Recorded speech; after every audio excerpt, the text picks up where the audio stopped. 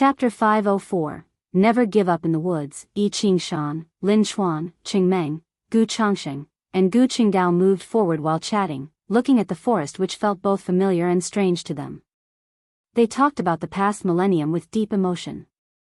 Suddenly, Qingmeng said, "Do you think it's possible that Master is still alive?" At these words, the other four fell silent. Of course, they wished Guan were alive, but when they had left, the Master was still a cultivator at the Foundation establishment realm. Judging by the cultivation speed he described, it seemed highly unlikely he could survive 1,000 years. Unless, of course, the Master had deceived them. After all, they had never truly understood his cultivation level. Isn't finding him one of the reasons for our return? Gu Qingdao, the youngest yet most composed of the five, spoke up. He always felt that their Master was not like ordinary people. After roaming the great heaven and earth for 1,000 years and witnessing countless exceptional individuals, he still felt his Master was in no way inferior to any of them. Yi Qingshan spoke, "Now that we're back, establishing a sect can wait. Let's first look for our Master." His words met with the agreement of the others. Even if their Master were no longer of this world, spending several years in search for him was worthwhile. Gradually, their conversation turned to their sworn enemies. Mentioning their enemies made their teeth itch. Their disciples and friends had been slaughtered by these foes, and they themselves had narrowly escaped death. Even with all the hatred, they had no means of revenge, as their enemies were cultivators of the immortal Tao realm, backed by a major sect. As they talked, they came to a small stream and were struck dumb. Lin Chuan couldn't help but ask, could this be the same stream from 1,000 years ago? How is it still here? Yi Qingshan was somewhat bewildered, responding, "A millennium isn't enough for the great heaven and earth to undergo massive change, especially since there hasn't been sect conflict or demon mischief around here. Naturally, there wouldn't be much alteration." They looked around, recalling the past intricacies of their lives. After a while, the sound of footsteps came from deep within the woods across the stream, drawing the attention of Yi Qingshan and the others. They hadn't sensed the presence of humans or demons, so the sound of footsteps was certainly startling. Looking intently, they saw a young woman in green clothes, carrying a bamboo basket, walking out from the depths of the forest. Her beautiful face and pure aura were like that of a celestial maiden descending to the human world, leaving Yi Qingshan and the others stunned. The newcomer was an Exian. 1,000 years had passed, and an Exian had entered the Nirvana realm, her aura transcending the ordinary, while Yi Qingshan and the others were still stuck at the Mahayana realm, unable to find the opportunity for nirvana. An Exian stood before the stream, smiling at them, awakening them from their reverie as they hurriedly bowed and made a fist-in-palm salute. "Senior, I am Yi Qingshan. 1,000 years ago, I cultivated here for several years. We have now returned in hopes of finding our Master. Have we perhaps offended you in any way?" Yi Qingshan spoke first. After all, if someone had claimed this area over the past millennium, they would have no choice but to leave. He couldn't fathom Anzin's cultivation level, thus, he was sure she was an entity of the immortal Tao realm. Even just being a great cultivator at the lowest nirvana realm would be far beyond their ability to provoke. An Exian laughed, "I have been cultivating here for 1,000 years. Could your Master's surname be Gu and his given name An?" At her words, the five displayed great surprise and answered affirmatively, eagerly inquiring about Gu An's relationship with her. An Exian answered, "I have indeed met him. He is currently in closed-door cultivation. I have established a dojo in this area. I share a deep connection with him, so if you need assistance in the future, feel free to reach out to me." Hearing that their Master was in closed-door cultivation, the five were overjoyed, thanking an Exian for her kindness.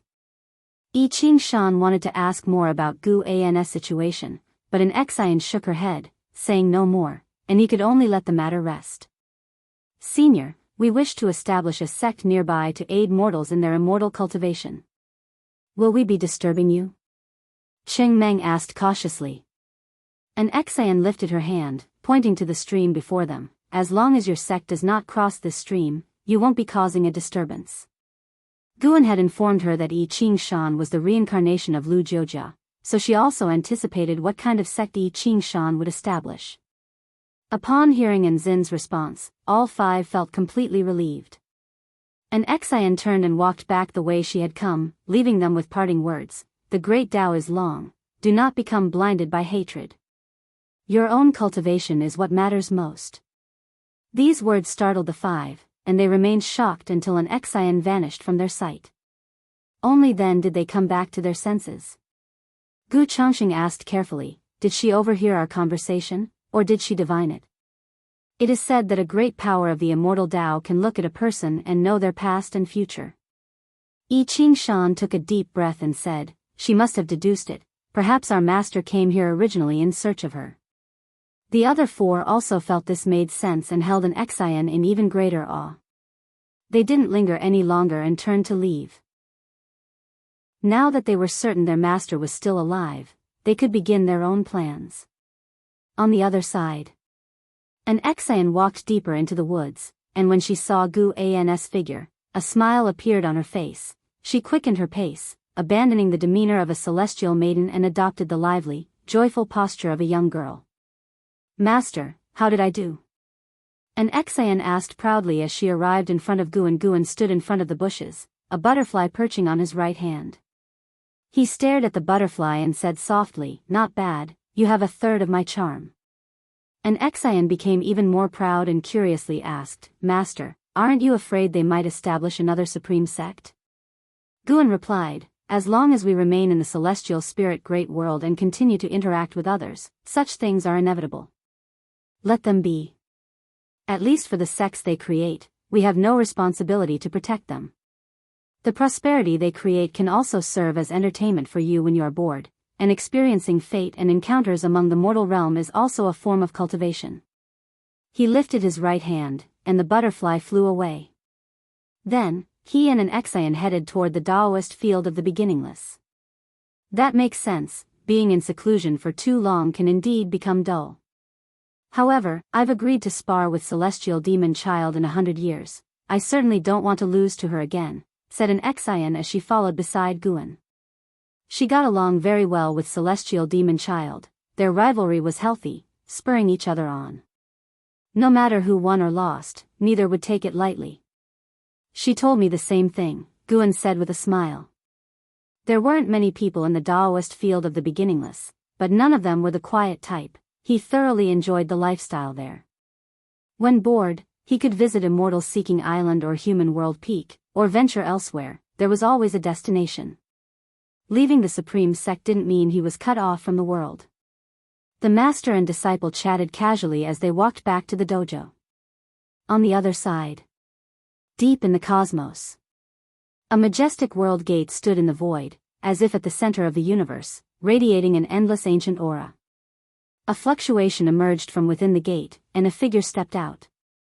This was a man in black, enveloped in a crimson aura, his head adorned with a crown resembling a mystical beast, and a belt embedded with dragon scales. He radiated a powerful presence. After stepping through the world gate, his gaze fell upon a figure beside it. He turned and saluted, Senior, it has been many years. Are you well? The figure he addressed was none other than the celestial spirit god. The celestial spirit god shone with intense brightness, its shape visible but its visage unseen. It seems the battle court is determined to continue this conflict, the celestial spirit god said, its tone indifferent. The man in black cracked a smile and said, there's no choice. The karma between us and the Long clan is too deep, irreconcilable. The celestial spirit god did not respond, and silence fell over the void. After a moment's hesitation, the man in black asked, Senior, if the celestial court were to reappear in the human world, would you consider returning? As soon as he finished speaking, his expression changed drastically, and he trembled all over.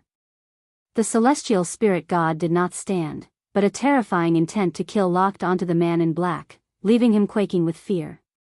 Do not attempt to test the will of a god, or else even the battle court cannot keep you safe. The voice of the celestial spirit god rang out, and the man in black felt the world spin, his body as if plunging into an unfathomable abyss, his sight blurring, and his divine soul overturning. After a while, The man in black opened his eyes to find himself upon a meteor. He stood up, peered into the distance, and could not see the world gate.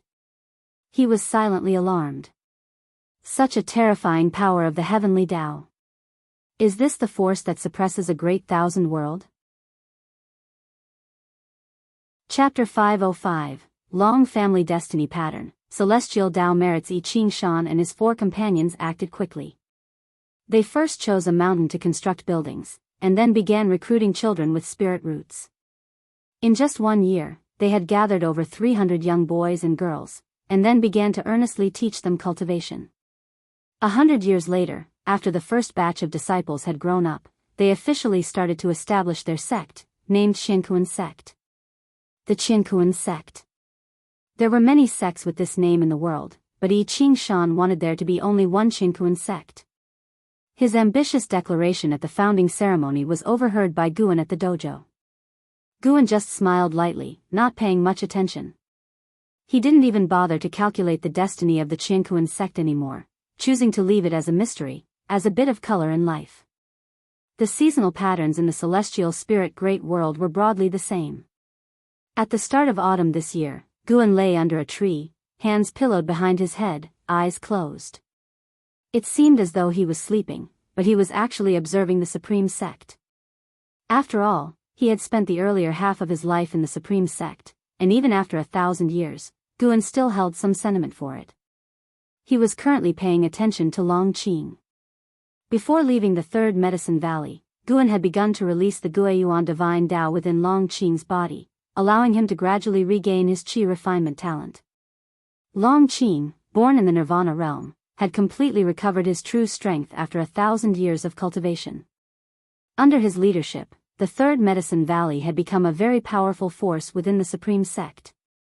Everyone knew that he was raised by Guan. With him there, the bond between the Supreme Sect and the supporting Tao Sword Venerable would not break. Therefore, even those whose cultivation levels were several greater realms higher than his would still try to please him. Unlike Gu An's style, Long Qing turned the Third Medicine Valley into a power-chasing valley, losing the leisurely and peaceful atmosphere of the past. At this moment, someone was persuading Long Qing. This person was a profound yuan-free immortal who came from the World Gate. Guan initially thought he was here to cause trouble, especially since he carried the thick aura of the battle court. However, this person had lingered outside Celestial Spirit Great World for decades and then infiltrated the Supreme Sect, where he stayed for several decades before finally approaching Long Qing.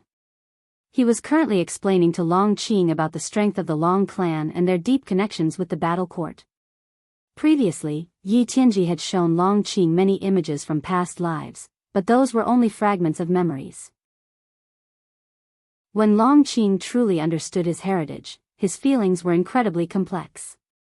Inside Long Qing's loft, he sat on a chair, silent for a long time. The profound yuan-free immortal waited for him to accept his heritage. Long Qing remained silent for half an hour, then he looked up at the man in black and asked, "You've told me so much, but who are you?" The man in black smiled and said, "My name is Candle Star, from the Battle Court, a disciple of the Lord of the War Court. I have lived far beyond your imagination, and much of the history I've told you, I witnessed personally." Hearing this, Long Qing frowned. He was not frightened into standing up. Instead, he stared at Candle Star and asked, "If you come from the battle court, why awaken my hatred towards it?" Candle Star laughed and said, "The battle court has strayed, always trying to please the immortal gods. I am not satisfied with that. I prefer the battle court under Emperor Longxin's rule. That was the true battle court worthy of battle's name." As he spoke, his eyes revealed longing and excitement. Long Qing's frown deepened. He could not see through Candle Star's intentions, nor could he discern whether his words were true. Candle Star looked at Long Qing, raised his hands, and suddenly said excitedly, "Do you know why the battle court targets your Long clan? It's not because you are the legitimate one, but because they fear your bloodline. No, they want to obtain it." Long Qing's expression changed, but before he could speak, Candle Star continued, "The real founder of the battle court was Emperor Longxin's father, Long Zhan, also known as Celestial Dragon Emperor. Without experiencing the era's tribulation of the Great Thousand World, he grew rapidly. In every battle, his strength surged substantially. It is said that once after slaughtering an entire great heaven and earth, he managed to cross the 9 heavens of the immortal path in a remarkably short time. Emperor Longsun's talent was also immense, but he turned against the celestial dragon emperor and thereafter ceased creating slaughter. Candle Star grew more excited as he spoke, his eyes even gleaming. He could not only grow stronger through slaughter but also resist heavenly might. Even crossing the 9 heavens of the immortal path, he managed to successfully cross the tribulation within a day. Such talent, such destiny pattern, is enough to drive the 3,000 great thousand worlds mad. Candle Star's intense gaze made Long Qing uncomfortable. Long Qing couldn't help but say, "Are you suggesting that the Long clan inherited such talent and destiny pattern?" Exactly, the grandson of Emperor Longxin once inherited such talent, and that was also why the Long clan headed toward decline. Candle Star replied, his gaze sizing up Long Qing with greed filling his eyes. Long Qing snorted, "So you want to possess me?" Candle Star quickly shook his head, "No, no, no, the talent of the Long clan, and you who cannot be killed no matter what, obviously your clan hides a great cause and effect. The fools of the war court can't see this clearly. Of course, the most important thing is that I also believe in my own talent. I want you to retake control of the war court, and together we can establish everlasting great celestial Tao merits." Long Qing furrowed his brows again, he muttered, "With my current cultivation level, how many years would it take to overthrow the war court?"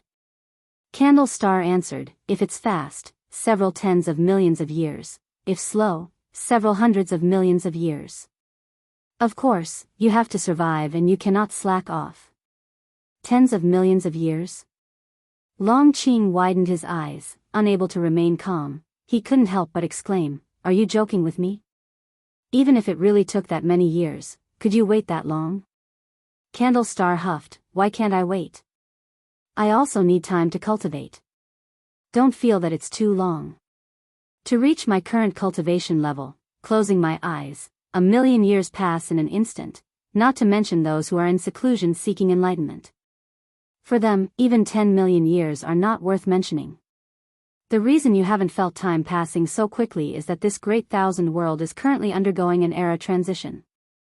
The heavenly Tao promotes the movement of heaven and earth, and living beings are continually fighting. You've experienced too many changes." Long Qing fell into silence. Candle Star then looked around, examining the furnishings within the room. Long Qing took a deep breath and asked, "Since that's the case, how will you assist me?" Candle Star turned his head towards him, smiling, "You first become the sect leader of the Supreme Sect. By then, let the Supreme Sect unify the world. After the era of tribulation ends, and the celestial merits fall onto the Supreme Sect, as its sect leader, and me as the vice sect leader, we will receive vast celestial Tao merits, aiding us in our enlightenment. In the silent extinction domain, there is a world gate that will limit the war court, preventing them from invading in large numbers. Previously, your master killed Yi Tianji, which has already placed the war court in a dilemma, causing internal divisions. Now is the best time for us to develop our sect." After hearing this, Long Qing's brows gradually smoothed. Elsewhere. Far in the Taoist field of the beginningless, Guan listened to their conversation, and he was not too surprised because he had previously guessed why the war court was hunting the Long clan. The silent destruction god emperor used a person from the Long clan to cultivate the celestial dragon reincarnation dharma aspect, which was the best proof. He was more interested in the celestial Tao merits mentioned by Candle Star. If Long Qing and Candle Star could indeed lead the Supreme Sect to become the ruler of the world, it would be a good thing, providing Guan with a sense of presence as well. Of course, if Long Qing were to go astray, Guan would not ignore it. He had protected Long Qing, so he had the responsibility to keep an eye on Long Qing, to prevent him from walking the path of slaughter followed by his previous life and ancestors. Guan stood up and headed towards the mountain forests. With the establishment of the Qianquan sect, the sect had been aggressively recruiting disciples, and the number of disciples had quickly surpassed 10,000. With so many people, there were bound to be some who caused trouble. Indeed, someone was heading towards the forbidden area designated by the Qiankuan sect, approaching the Taoist field of the beginningless. Guan felt it necessary to arrange a guard, pretending to be a hermit in deep mountains. An Xian, who usually needed to focus on cultivation, didn't have the time to watch continuously. He had just entered the mountain forest when a streak of white light sped over and landed on his shoulder. It was the white spirit rat. "Master, where are you going?" the white spirit rat curiously asked. Guan laughed heartily. "You run around all day, full of energy, and you don't cultivate. How about becoming the demon king?" The white spirit rat's eyes lit up at hearing this. It asked, "Really? Come, I'll transform some demons, and you can choose from them.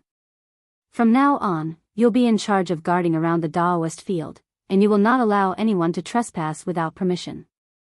"That's great, master, I definitely won't let you be disappointed," the white spirit rat said excitedly. Even though it had shrunk its rat body, it still looked chubby, laughing like a trembling white fur ball. Guan began instructing the white spirit rat on what it could and couldn't do. This guy was too mischievous. Rules must be established to prevent it from becoming utterly lawless. He couldn't allow it to become like the Cyan Bull demon under Lord Lao Zi of the Great Monad. Chapter 506. The strongest sword. Time passed swiftly, and another 200 years went by. Guan enlightened 100 demons, taught personally by the white spirit rat. An Xian introduced them to Yi Qingshan and others, enabling the white spirit rat to quickly establish a relationship with the Qiankuan sect. Under the guidance of Yi Qingshan and his peers, the Qiankuan sect occasionally presented gifts to the white spirit rat and its subordinate demons, making the relationship between the two parties increasingly close.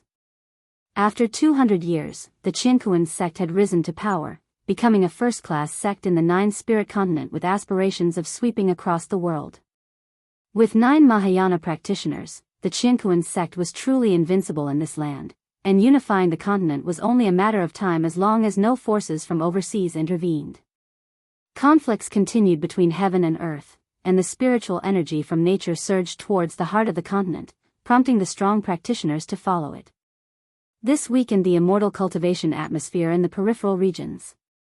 That was the case for the 9-spirit continent and neighboring continents. Almost no creatures from the immortal Tao realm visited this area, though many lower realm beings wanted to spend their remaining life here. On this day, inside the Taoist field of the beginningless, by a lake in the mountains, Guan was fishing. Blood Prison Great Saint stood by, curiously watching the lake surface, and couldn't help but ask, "Master, are these fish of a special kind?" In his mind, the master was the strongest. In his view, the master wouldn't engage in meaningless activities.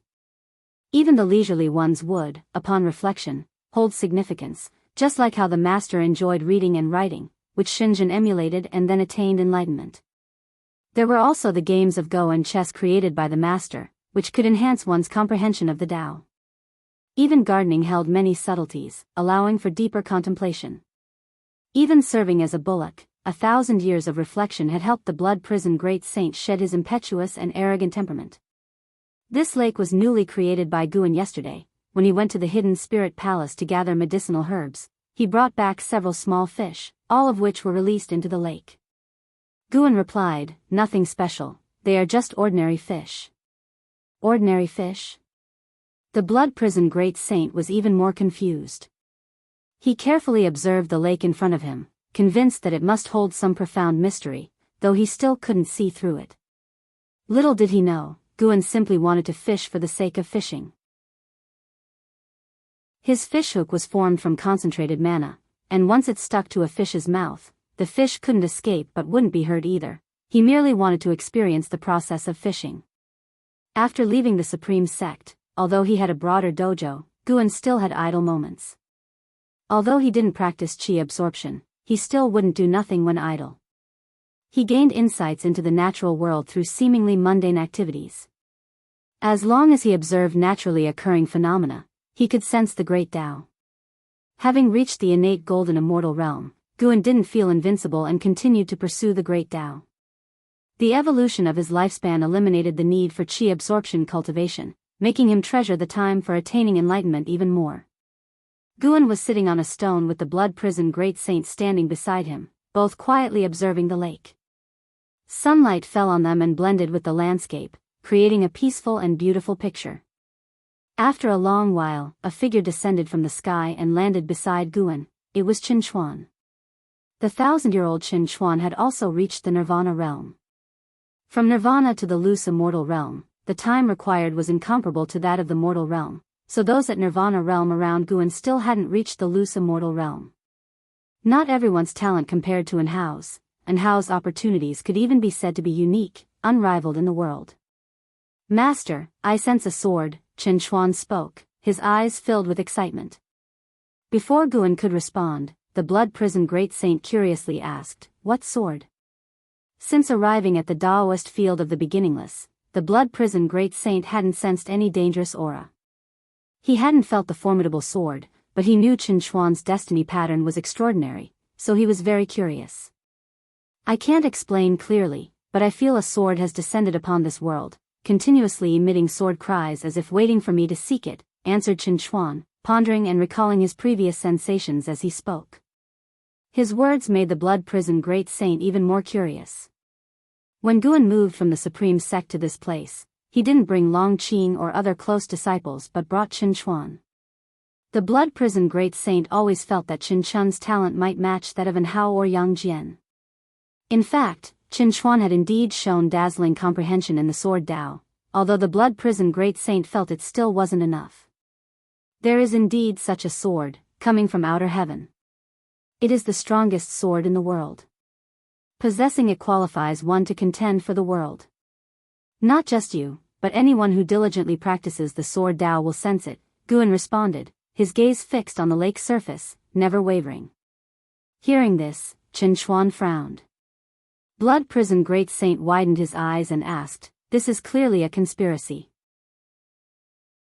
Is another power from outer heaven about to attack? Throughout the previous cataclysms of heaven and earth, it was always the forces from outer heaven that initiated them. The conflicts between the immortal dynasty and the holy court were never a threat to all living beings. It's the work of the great Hong sword heaven behind Zhu Luo sword monarch, Guan answered. Hearing about Zhu Luo sword monarch, both blood prison great saint and Qin Chuan exchanged glances. TSK, could it be that guy lost to Yang immortal emperor and couldn't accept it? Blood prison great saint guessed with schadenfreude. He disliked the way Zhu Luo sword monarch carried himself, a demeanor that screamed invincibility, which he found repulsive. Qin Chuan, on the other hand, remained silent as he began to feel the sword again. For some reason, he always felt that the sword was of special significance to him, but his master's words left him confused. If others felt the same way he did, then indeed, they shouldn't go. But was it really the same? Guan's fishing rod began to move. He waited a few moments before suddenly yanking it, pulling a large yellow fish into his hands. He unhooked the fish and released it back into the lake. This action made Qin Chuan pause. He took a deep breath, then walked to a patch of grass and sat down. He took out his own sword, placed it on his lap, and quietly contemplated. Blood prison great saint looked at him with a curious expression.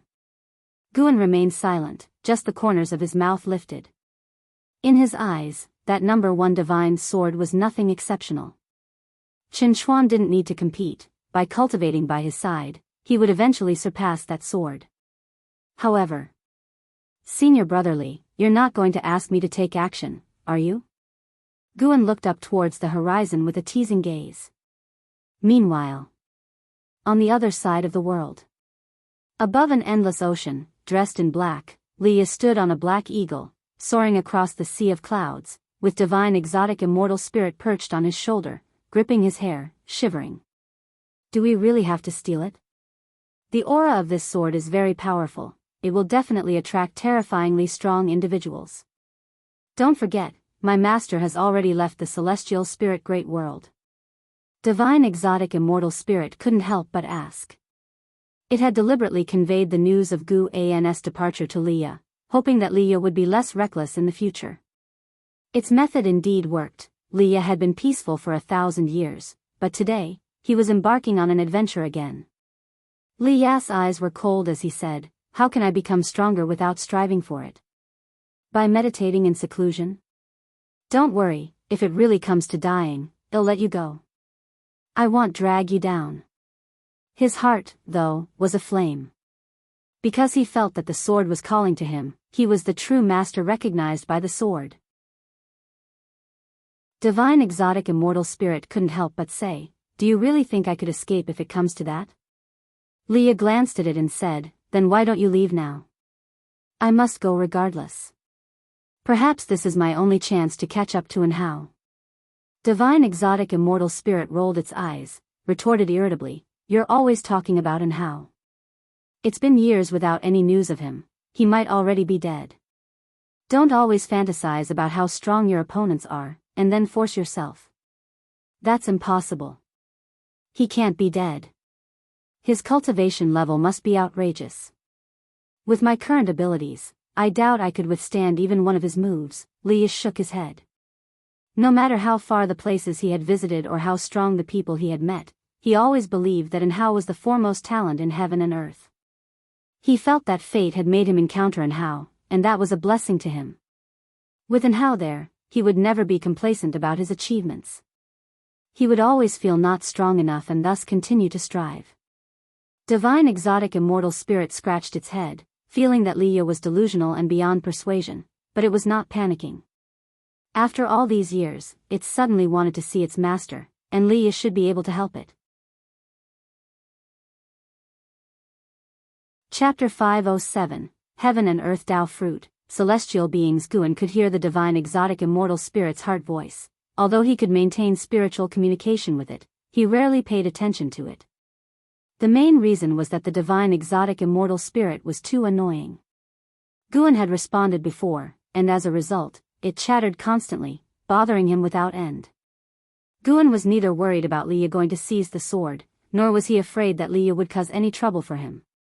He would only save Li Ya's life, but wouldn't help him seize the sword. Saving a life was not difficult for Guan, as simple as blowing out a breath. Guan continued fishing until, after an hour, he finally stood up and left. The blood prison great saint hurriedly followed his pace, while Chinchuan continued to stay by the lake, his eyes tightly closed, comprehending his own sword intent.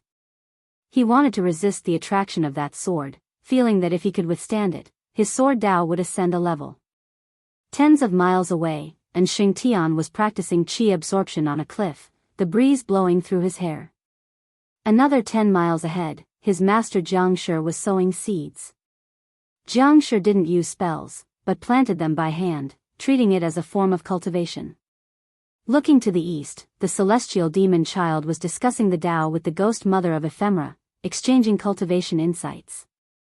Others were in seclusion within their respective cave mansions, all steadfastly advancing on their own paths of cultivation. The winds rolling through the Taoist field of the beginningless swept toward the celestial vault, carrying away the seasons. By the next late summer, the battle over the divine sword inevitably erupted.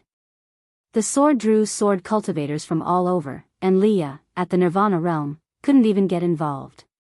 Let alone having Guan save him, he didn't even have the qualification to see the divine sword. The battle between two divine immortals of wondrous dharma prevented him and the divine exotic immortal spirit from moving forward, forcing them to wait in the distance. Sadly, as time passed, Leah not only couldn't advance but was also pushed back because higher-level sword cultivators joined the fray. The setting sun cast a pall over an opulent city where Zhu Shi, dressed in yellow robes, strolled along the street. She looked just as young as ever, like a girl of 16 or 17, her eyes shining as she looked around with interest. No one could have imagined that this seemingly innocent girl was the Xingtian of the Holy Court, once the strongest being of heaven and earth. Just as Zhu Shi became engrossed with the sights on either side of the street, a figure approached her. "Young friend, please halt." A laugh came from ahead, and Zhu Shi fixed her gaze before stopping in her tracks. She saw a young monk draped in a kasaya blocking her path. This person was none other than the immortal seeker who had taught the Taoist expansion skill. It was because the Taoist expansion skill had advanced to the innate reincarnation skill that Guan was able to help the people he cared about extend their ultimate lifespan. Zhu's eyes' smile vanished, and she calmly looked at the immortal seeker. The immortal seeker chuckled, the humble monk observes that you possess extraordinary destiny. Would you like to ascend to immortality? The humble monk can assist you. Zhu Shi focused on him, saying, You, a monk, refer to yourself as humble monk? Do you think you're credible? Of course the humble monk is credible. His Majesty Saint Heaven is nurtured by the celestial spirit and destiny. Even as a reincarnated being, a pair of eyes can see through everything, can't they? The immortal seeker said with a chuckle, causing Zhu Shi to furrow her brow.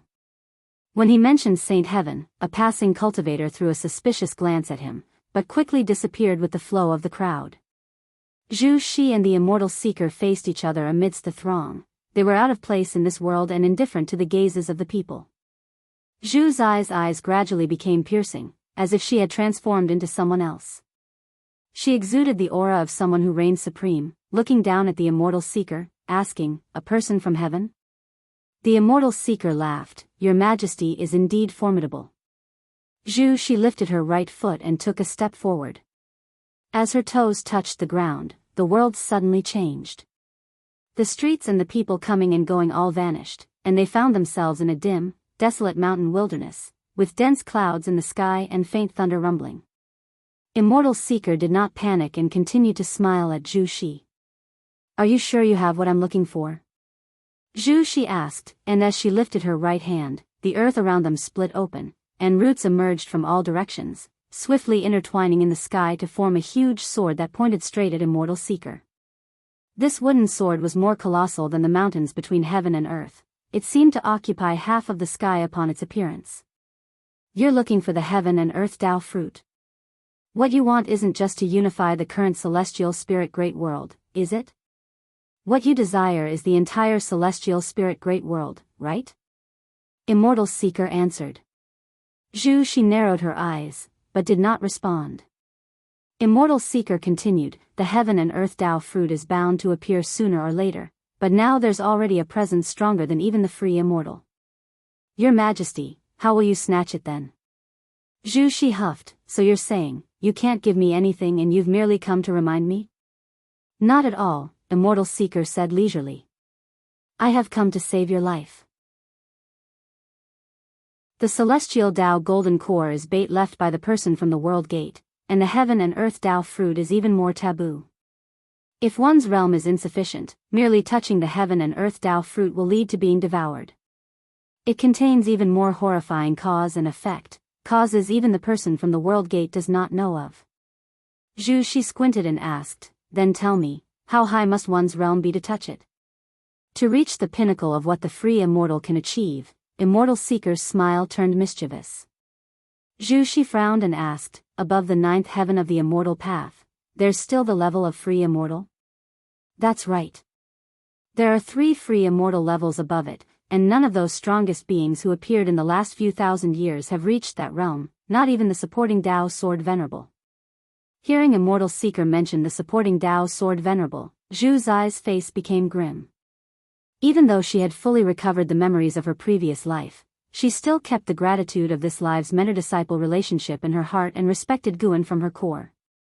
In her view, Guan was an old predecessor from beyond the skies, with a cultivation level far surpassing hers. Coupled with the fact that he had taught her, she naturally held respect for him. Even the supporting Tao Sword Venerable was not qualified to touch the heaven and earth Tao fruit. Zhu Shi fell into silence. Immortal Seeker quietly watched her. After a long while, he finally said, I have a method that can help you avoid being devoured. Zhu Shi looked up at him with a skeptical face. Immortal Seeker continued, What you need to do is surpass the 9 heavens of the immortal path, possess the competence to traverse the world freely. Can you achieve that? Zhu Shi replied coldly, I have long been able to do so, but I've deliberately suppressed my realm. I can sense an almighty existence outside this world watching me. If I break through, I will encounter unexpected disasters. Some free immortals need thousands, tens of thousands of cycles of reincarnation tribulations, but I only need 1 life. Immortal Seeker was taken aback, clearly shocked by her words. He took a deep breath and said in admiration, Worthy of being the child of heaven and earth chosen by the destiny of celestial spirit. In that case, I will pass on a cultivation technique to you. Practice it first, then break through. Zhu's eyes' right hand dropped, and the huge wooden sword suspended in the dim celestial vault dissipated like smoke and clouds. Who exactly are you, and why do you want to help me? She stared intently at Immortal Seeker, hoping to get an answer. Immortal Seeker turned, looking towards the horizon, and said, I indeed come from above, but I do not affiliate myself with those self-important folks. The reason I assist you is merely to fulfill a wish. My disciple died in this great thousand world. Zhu, she asked in surprise, the death of your disciple requires all this scheming? Do you need my help for revenge? Immortal Seeker glanced at her and said, merging with the heaven and earth Tao fruit will be enough to fill the regret in my heart. Zhu's eyebrows were tightly locked, still somewhat unclear. But Immortal Seeker no longer elaborated.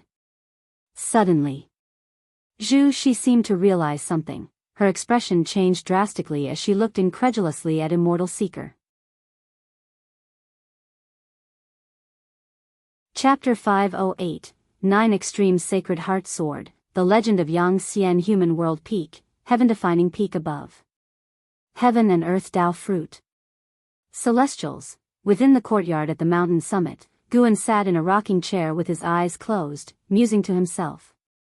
Meng Lang's conversation with the Immortal Seeker had reached his ears.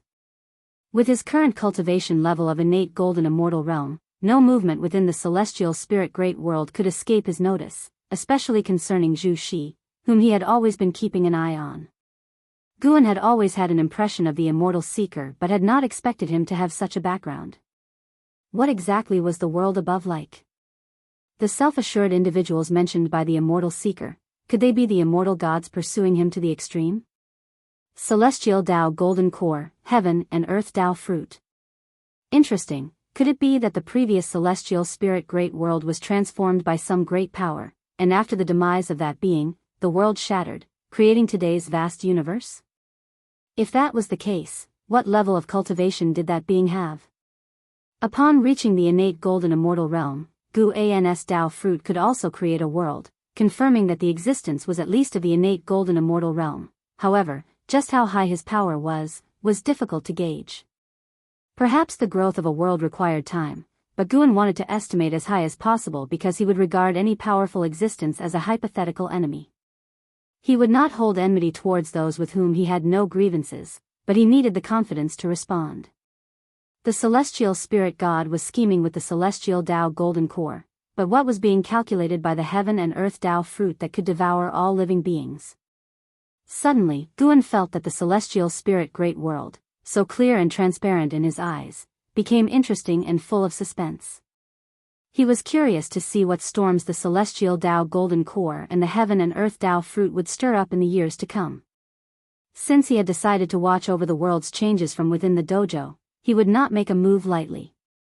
Guan opened his eyes, raised his hand, and a book from inside the house flew into his hand. He had left many books in his various residences, occasionally revisiting them for new insights. He gently rocked in the rocking chair, undisturbed by anyone. A figure appeared out of nowhere in the courtyard, none other than Zhu Xinglan, the leading disciple of Heaven-Defining Peak. With his cultivation of the 9th floor of the wandering immortal realm, he saw his master's chair swaying and took another look, then began to tend to the courtyard. He did not realize that his master was sitting in the chair. Guan did not leave either, he was simply concealed by the huge gap in their realms, allowing him to remain completely invisible to Zhu Xinglan and undetected in any way.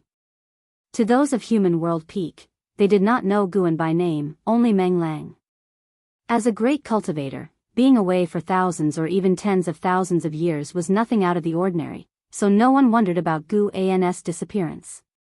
After spending half a day on Human World Peak, Guan stepped back into the Taoist field of the beginningless Taitsung continent, upon a barren plain.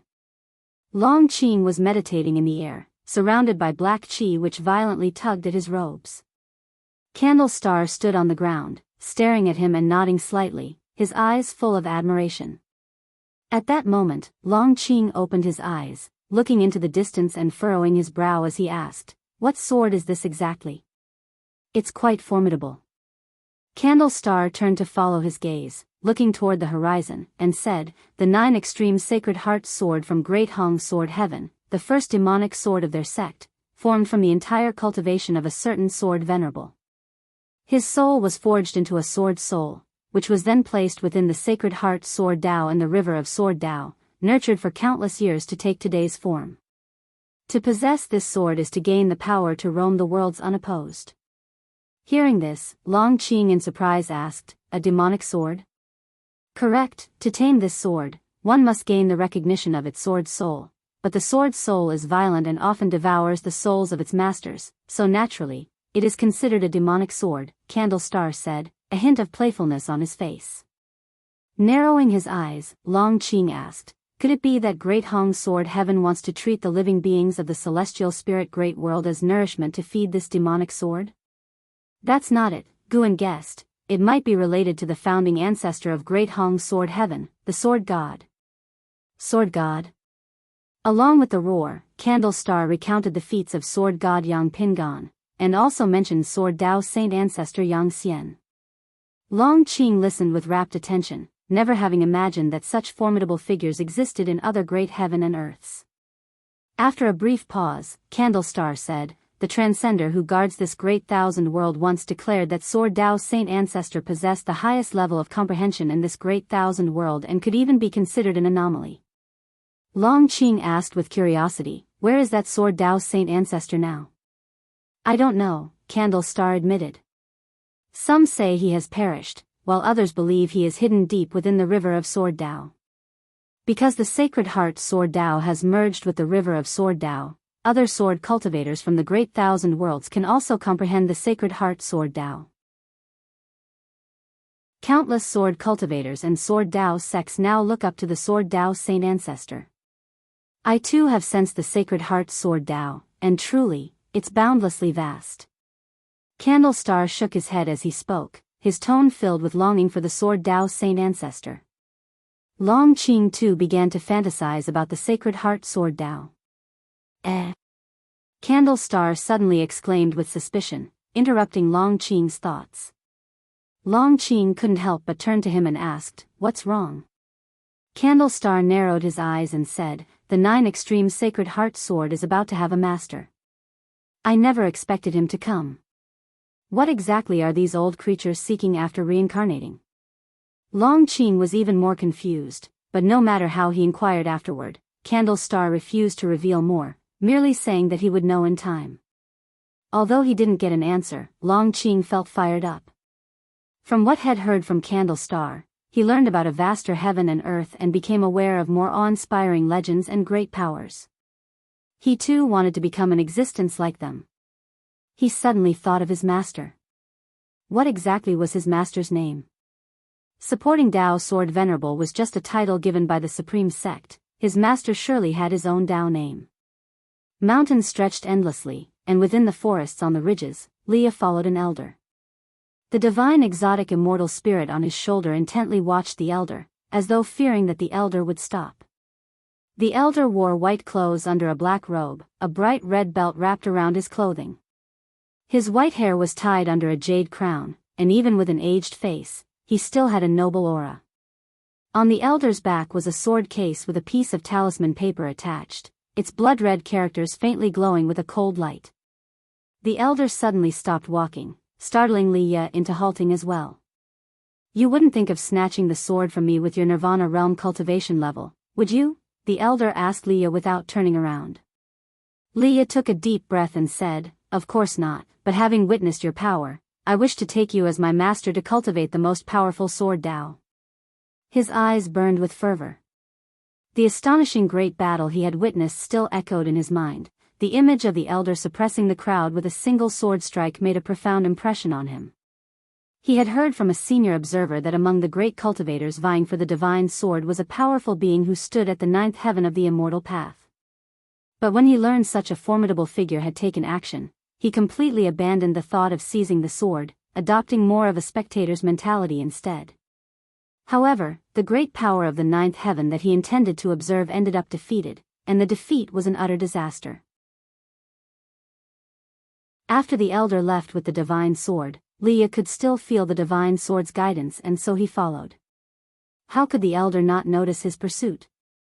When Leah actually managed to keep up, he started to feel hopeful, thinking that perhaps the other party wanted to give him a chance.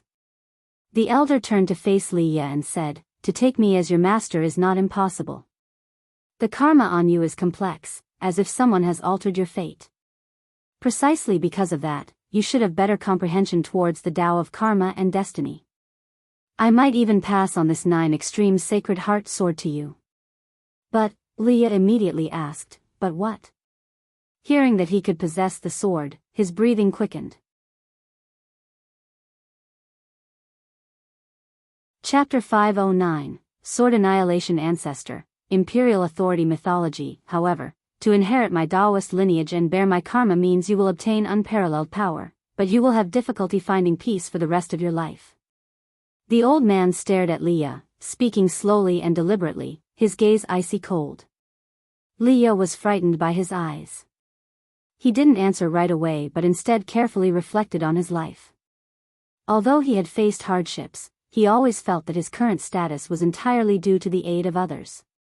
In the first half of his life, his imperial father had shielded and protected him. Later, Guan, under another identity, had protected him and taught him swordsmanship. When would he be able to repay these people? Leah found himself caught in a difficult decision. He feared that he would mess things up and that, in the end, Guan would have to rescue him. He couldn't help but turn his head to look at the divine exotic immortal spirit resting on his shoulder. This time, the divine exotic immortal spirit remained silent, merely looking at him steadily, as if to say, "This time it's up to you to decide." Leah believed that the old man had no intention of deceiving him, for there was no need. The gulf between their cultivation levels was vast, and if the old man truly wished to force him to do something, he would have no power to resist. As Leah hesitated, the old man turned and walked away. Leah fell to his knees and kowtowed in the direction of the old man's retreating figure, shouting loudly, "Master above, please accept your disciple's bow." The old man stopped in his tracks and then slowly turned around. He looked at Leah with an expressionless face and said, "Remember, my Taoist name is Sword Annihilation. Many refer to me as the Sword Annihilation Ancestor." Having said this, the Sword Annihilation Ancestor continued to walk away, and Leah quickly got up and followed his pace. Excitement was unmistakable on Leah's face. He stared at the back of the Sword Annihilation Ancestor, with many questions he wanted to ask, but he restrained himself. There is plenty of time ahead. Having seen the Sword Annihilation Ancestor's actions, he felt that the Sword Annihilation Ancestor was a rare existence that could match up to Guan. Of course, it was only his feeling because he thought the Sword Annihilation Ancestor didn't use his full strength when he claimed the 9 extreme sacred heart sword with such an ease and calmness. Such demeanor reminded him of Guan when he transformed into the supporting Tao sword venerable. Little did he know, Guan was listening in on his thoughts secretly. Comparing me to the Taoist Zhang Zizai immortal? Guan, who was picking medicinal herbs in the Taoist field of the beginningless, laughed, but this Sword Annihilation Ancestor had quite a reputation. He must have an even stronger true form. Guan had encountered his true form before, back when he had broken through to become the profound Yuan-free immortal. At that time, the skull that devoured the free immortal had made a lasting impression on Guan. The aura of that skull was identical to that of the Sword Annihilation Ancestor, and from the perspective of karma, they originated from the same source. The mere fact that a clone possessed the cultivation level of a Taoist Zhang Zizai immortal made him wonder just how powerful the Sword Annihilation Ancestor's true form was. Ever since Guan defeated the battle court, the celestial spirit great world seemed to be distancing itself from the catastrophe of outer heaven. In reality, more beings of the Tao fruit realm had infiltrated the celestial spirit great world, behaving more covertly, probably out of fear of Guan. Every choice has its pros and cons.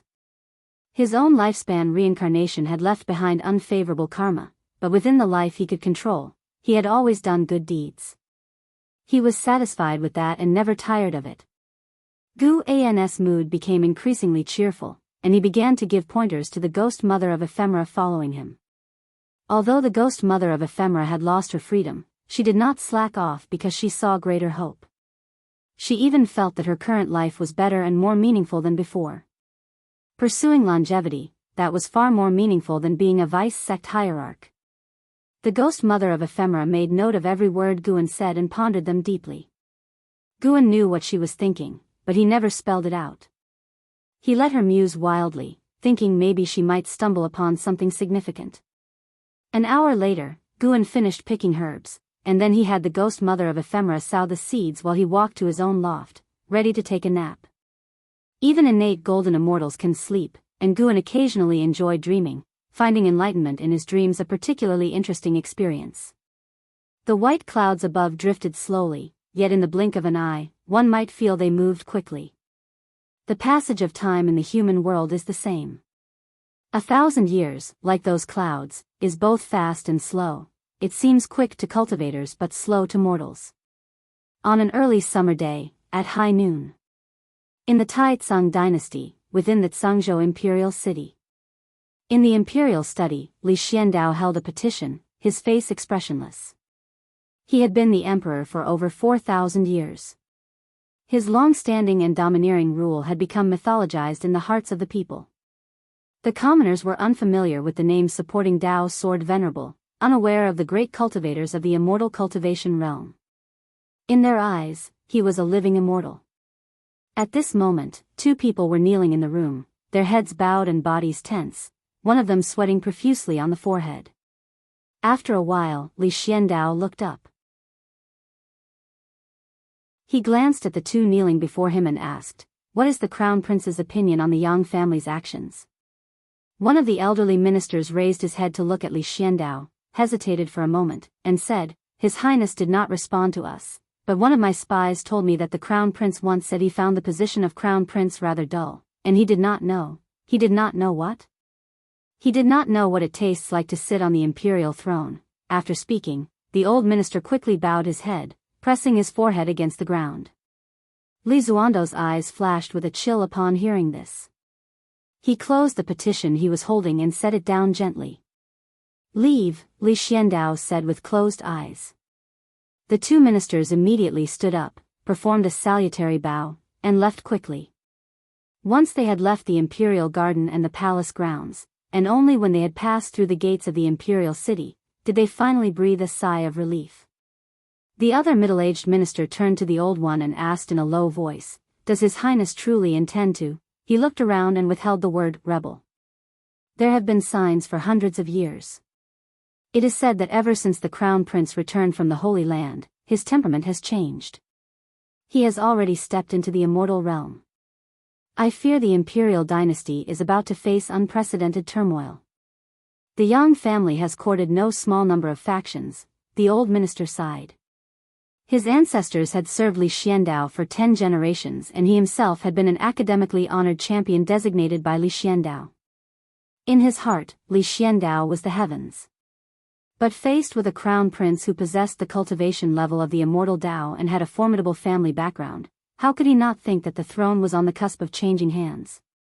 The middle-aged minister fell silent after hearing this, and they both hastened down the same street. Meanwhile, back in the imperial study, Li Xiandao slowly opened his eyes, gazing straight ahead, and suddenly said, "Guan, supporting Dao's sword venerable, you should be able to hear my words, right?" After his words, silence filled the room, no response came from outside. He took a deep breath, stood up, walked around the desk, and then, lifting the hem of his robe, knelt on the ground. "Guan, if there is still any affection between us, please help me," Li Xiandao said with a resolute expression. He then began to kowtow. However, just as his forehead was about to touch the ground, a hand caught his forehead, preventing it from touching the floor. Li Zuando's pupils contracted and his body trembled slightly.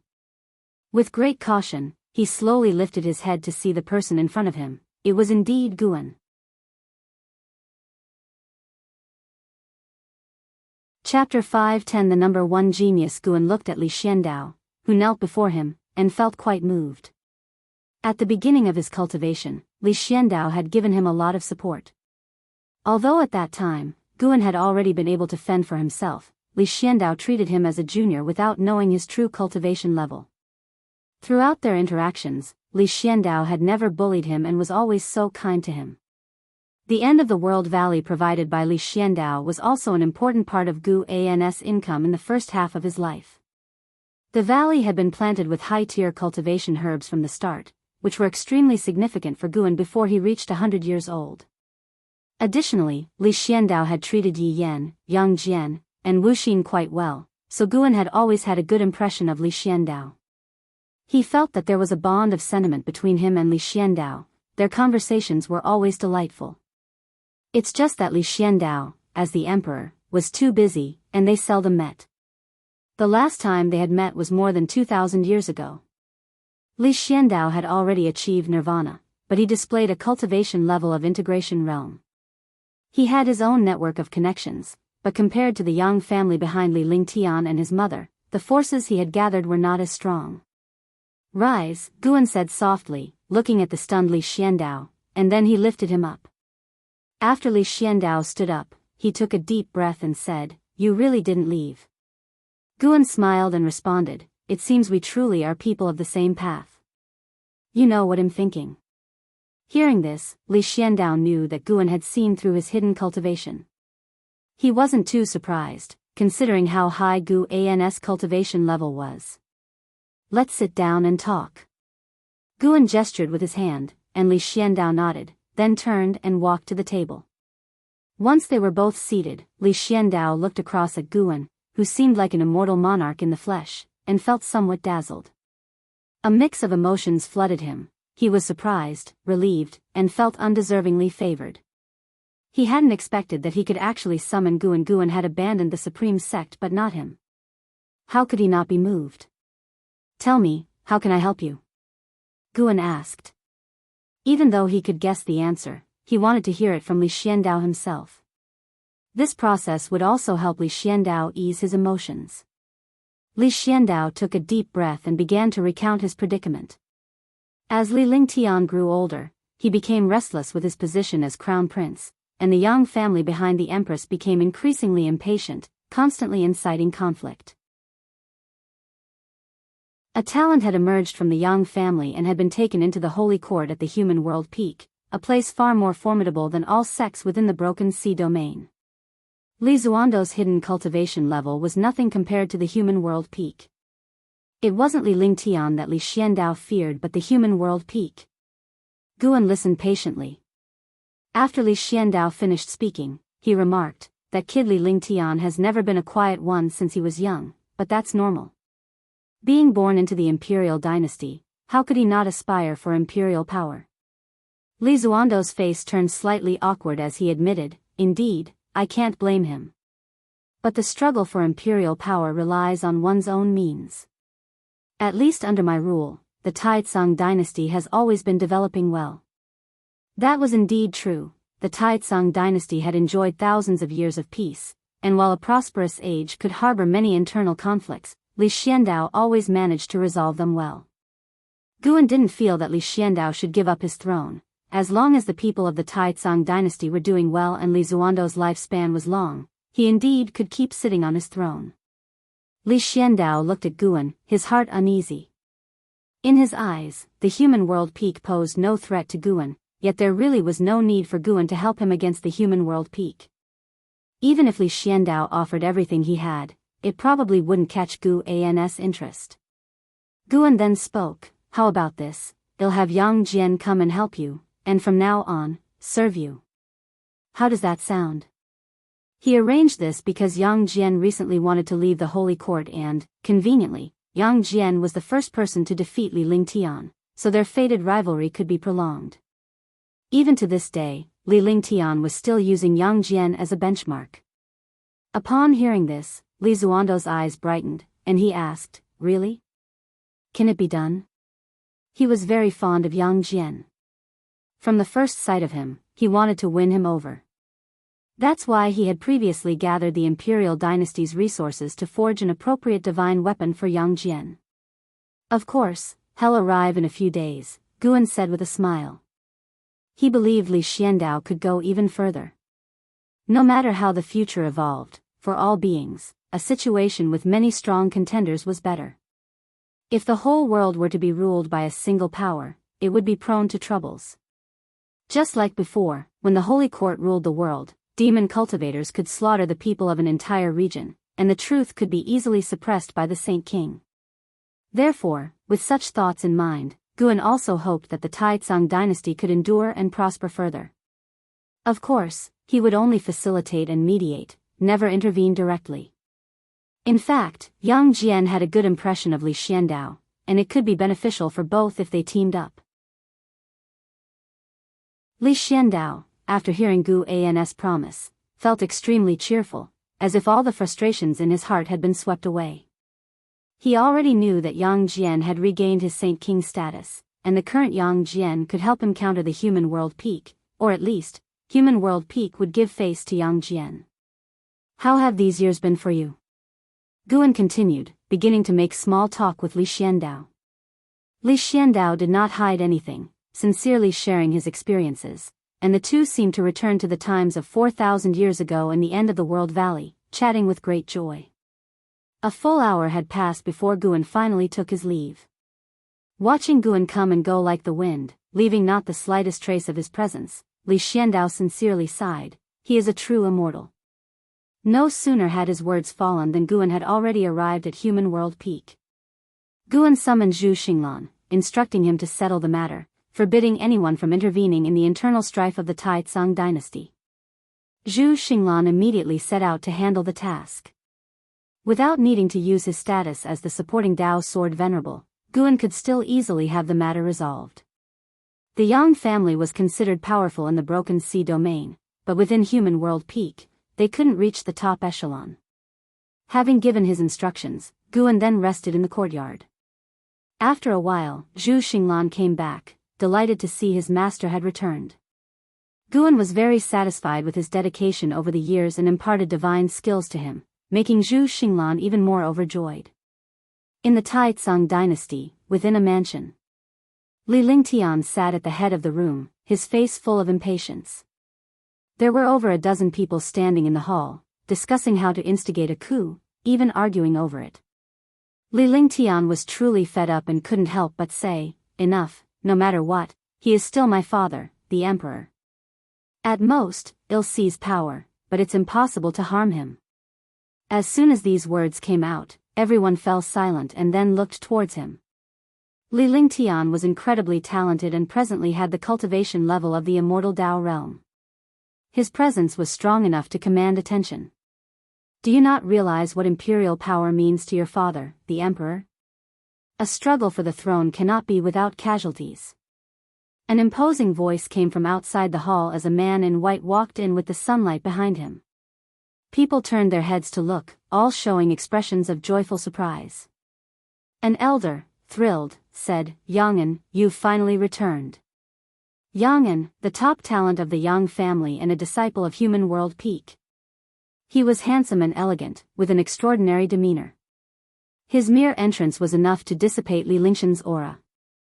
Li Lingtian frowned slightly as he looked at Yang'an. He resented and was wary of Yang'an. Everyone made way as Yang'an approached Li Lingtian, slightly raising his chin, looking down upon him, and said, "The Yang family wants to make you emperor, this is your honor. You shouldn't be indecisive." Li Xiandao, when he took the throne, had stained his hands with the blood of many of his brothers and sisters.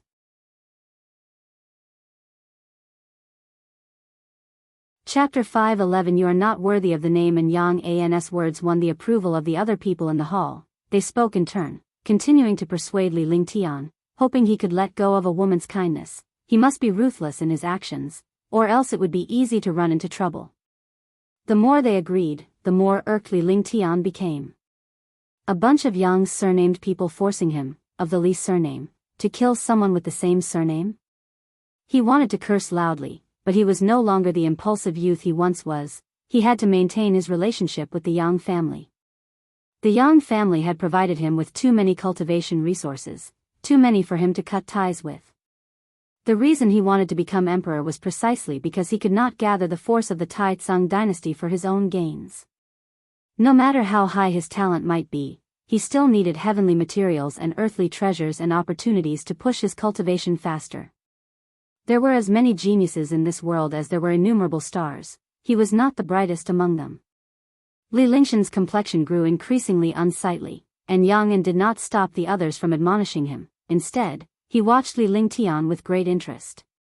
His reason for coming was not merely to support Li Lingtian. In the eyes of the Yang family, their seizing the throne was already a done deal. What they needed to do was suppress Li Lingtian and make the imperial authority a plaything in the hands of the Yang family. When did the Yang family become the masters of the Tai Tsung dynasty? How is it that I, who am also surnamed Yang, do not know this? A resounding voice echoed through heaven and earth, reaching the ears of everyone in the hall.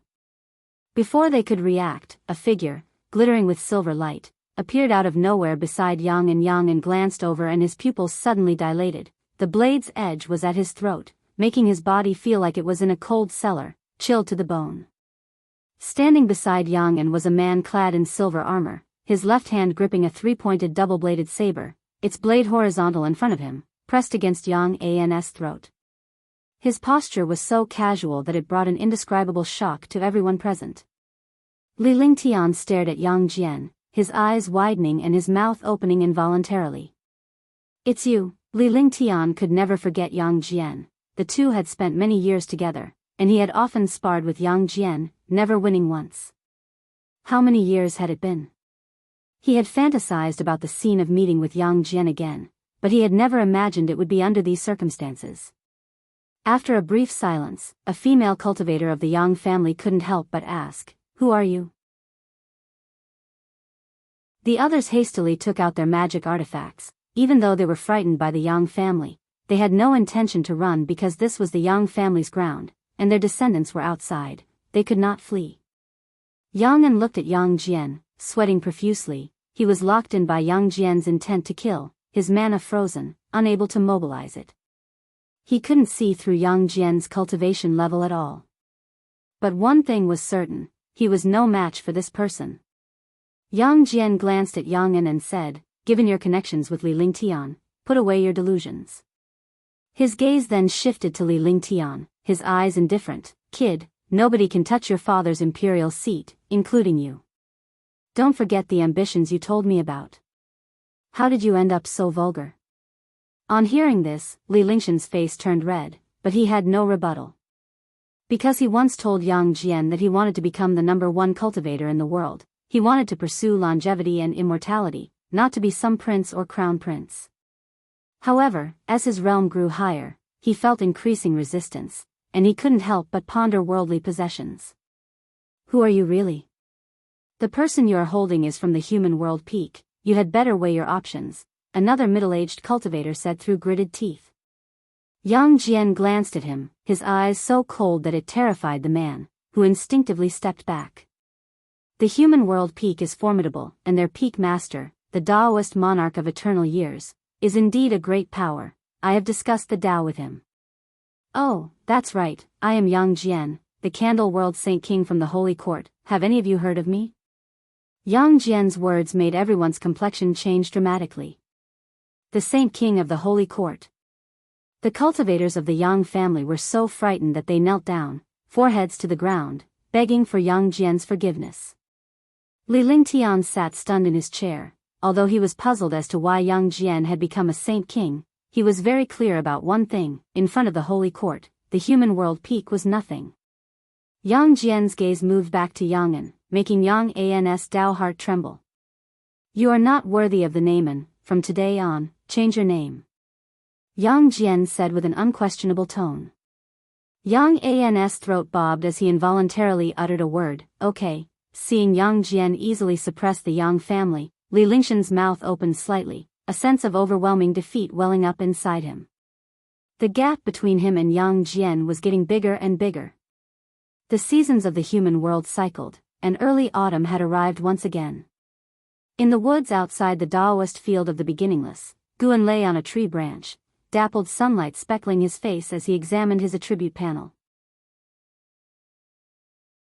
Name, Guan, lifespan, 4,458/50,802,675,392, physique, primordial infinite body, cultivation level, innate golden immortal realm perfection, 50 billion years of lifespan. He had reached halfway to 100 billion.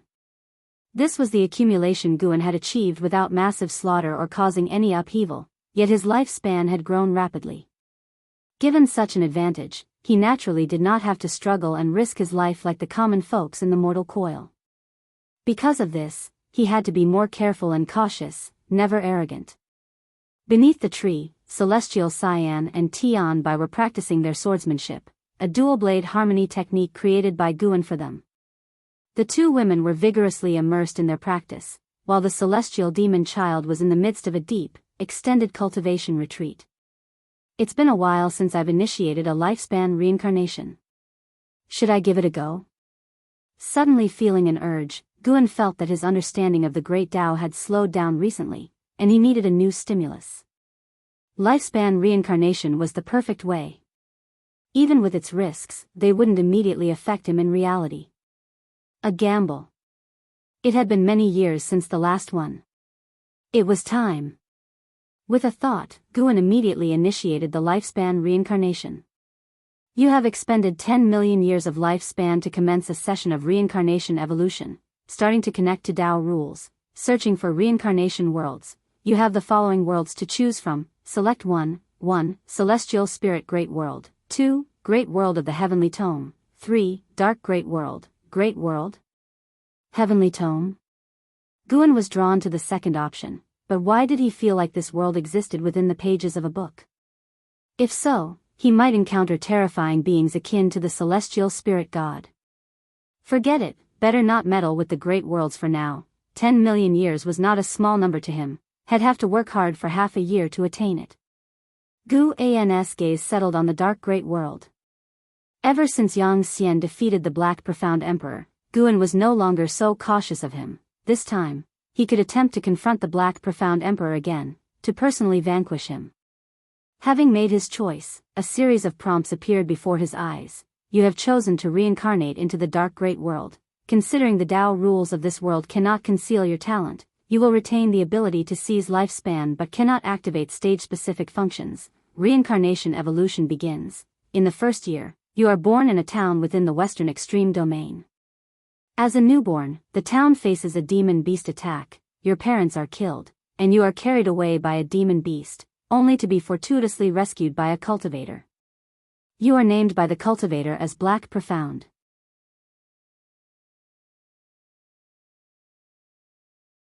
Chapter 5:12, Black Profound Ascension, Profound Clear Immortal Sect Black Profound? Guan couldn't help but frown when he saw the first hint. Could Black Profound Emperor be his reincarnation body? He thought back carefully about the encounter Yang Xian had with Black Profound Emperor, who never revealed his true face, making it hard to judge. But if Black Profound Emperor was him, why would he want to kill his own reincarnation body? Guan continued to read, developing a strong curiosity about this lifetime. At 2 years old, you were taken back to the Celestial Dark Demon sect by a cultivator, and the cultivator Luo Abyss officially took you as his disciple. At 4 years old, Luo Abyss began to teach you the cultivation technique, and you displayed extraordinary talent that shocked Luo Abyss. At 5 years old, Luo Abyss left, leaving you alone in his cave mansion. A python he was keeping broke out of its cage, wanting to eat you. After a fierce battle, you killed the python and accidentally gained 30 years of lifespan, marking a turning point in your destiny. At 6 years old, you built your foundation establishment successfully with the demon core of the python. At 7 years old, Luo Abyss returned. Knowing that you had killed the python, he didn't say anything but handed you a secret manual. You took the manual and saw 5 words written on the cover, Yin Yang Reversal Skill. The following were years of cultivation. Black Profound showed strong talent, but whether he was the strongest among the reincarnation bodies was still hard to tell. Until the age of 20, Black Profound was sent down the mountain by Luo Abyss to gain experience for a century. At 21 years old, you met an elderly Taoist. He noticed your extraordinary demeanor and wanted to tell your fortune. Do you accept? Why does every reincarnation involve such encounters? Could there be a scheme? Guan didn't believe in coincidences, and he chose to refuse. You refused for the Taoist to tell your fortune. The Taoist shook his head with regret, saying that you would meet again one day. You watched his retreating back and remained silent for a long time. At 22 years old, you encountered a demon race attacking the city. Without hesitating, you joined the battle along with a group of cultivators and successfully repelled the demon race. Because of your heavy killing aura, the city's civilians kept their distance from you, and even other cultivators were wary of you. Unable to integrate, you silently left. At 23 years old, you encountered a demon cultivator committing evil acts. You eliminated the demon cultivator. The grateful mortal family from the city invited you to stay at their mansion for a few days. You agreed, and during the journey thereafter, you protected the family while defeating demons along the way. This caused the family to fear you even more. On the night before reaching the destination, you overheard them discussing how to send you away, and you left alone before dawn. At 24 years old, you came to Hanji City and heard that the city was hosting a magic battle conference. Only young talents under the age of 100 could enroll, and you decided to sign up. In the end, you defeated all the competitors, claiming first place powerfully and becoming famous citywide. At the celebration banquet, the city lord wanted to betroth his daughter to you. Do you accept? No. Although Black Profound might be the Black Profound Emperor, now it's Guan's reincarnation body, and he can't allow his reincarnation body to have any weaknesses. Finding a Tao companion is alright, but not now. You refused the city lord's goodwill, and he shook his head, chuckled, and did not persist. The very next day, you took the heavenly materials and earthly treasures you had won at the Magic Battle Conference and left. When you were about 100 miles from Hanji City, you encountered a group of mysterious cultivators who ambushed you. After a fierce battle, only one of them was left alive. Through coercion, you learned that it was the city lord's arrangement, which infuriated you. At the age of 25, you entered the demon race's forest and began slaughtering demons extensively. At the age of 26, you returned to Hanji City and made your way to the city lord's mansion where you chose to force your way in. A great battle erupted, and in the end, you left the city lord's mansion full of corpses. The exhausted city lord knelt on the ground, begging for your forgiveness. His daughter also ran over, standing in front of you, hoping you would spare her father. Will you choose to forgive the city lord? Forgive what? Did the city lord ever forgive me? Guan, identifying with the role of Black Profound, also felt angered and immediately chose no. You ignored the pleas of the city lord's daughter and beheaded the city lord with a single sword strike. Then, you turned and left. Under the gloomy sky, the city lord's daughter knelt on the ground, cursing you hoarsely and vowing to seek revenge in the future. You were indifferent and walked away proudly.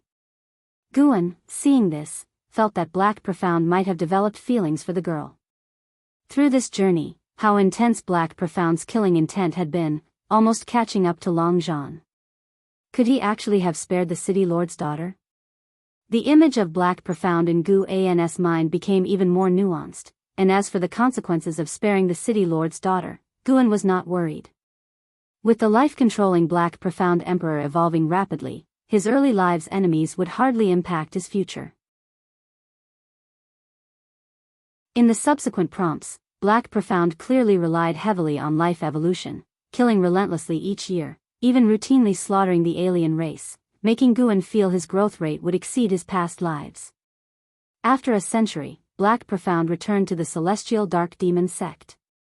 At the age of 121, you returned to Luo Abyss Cave Mansion and unexpectedly learned of Luo Abyss' death, the cause being demonic possession that led him to harm his fellow sect members, and he was slain by a great cultivator from within the sect in time.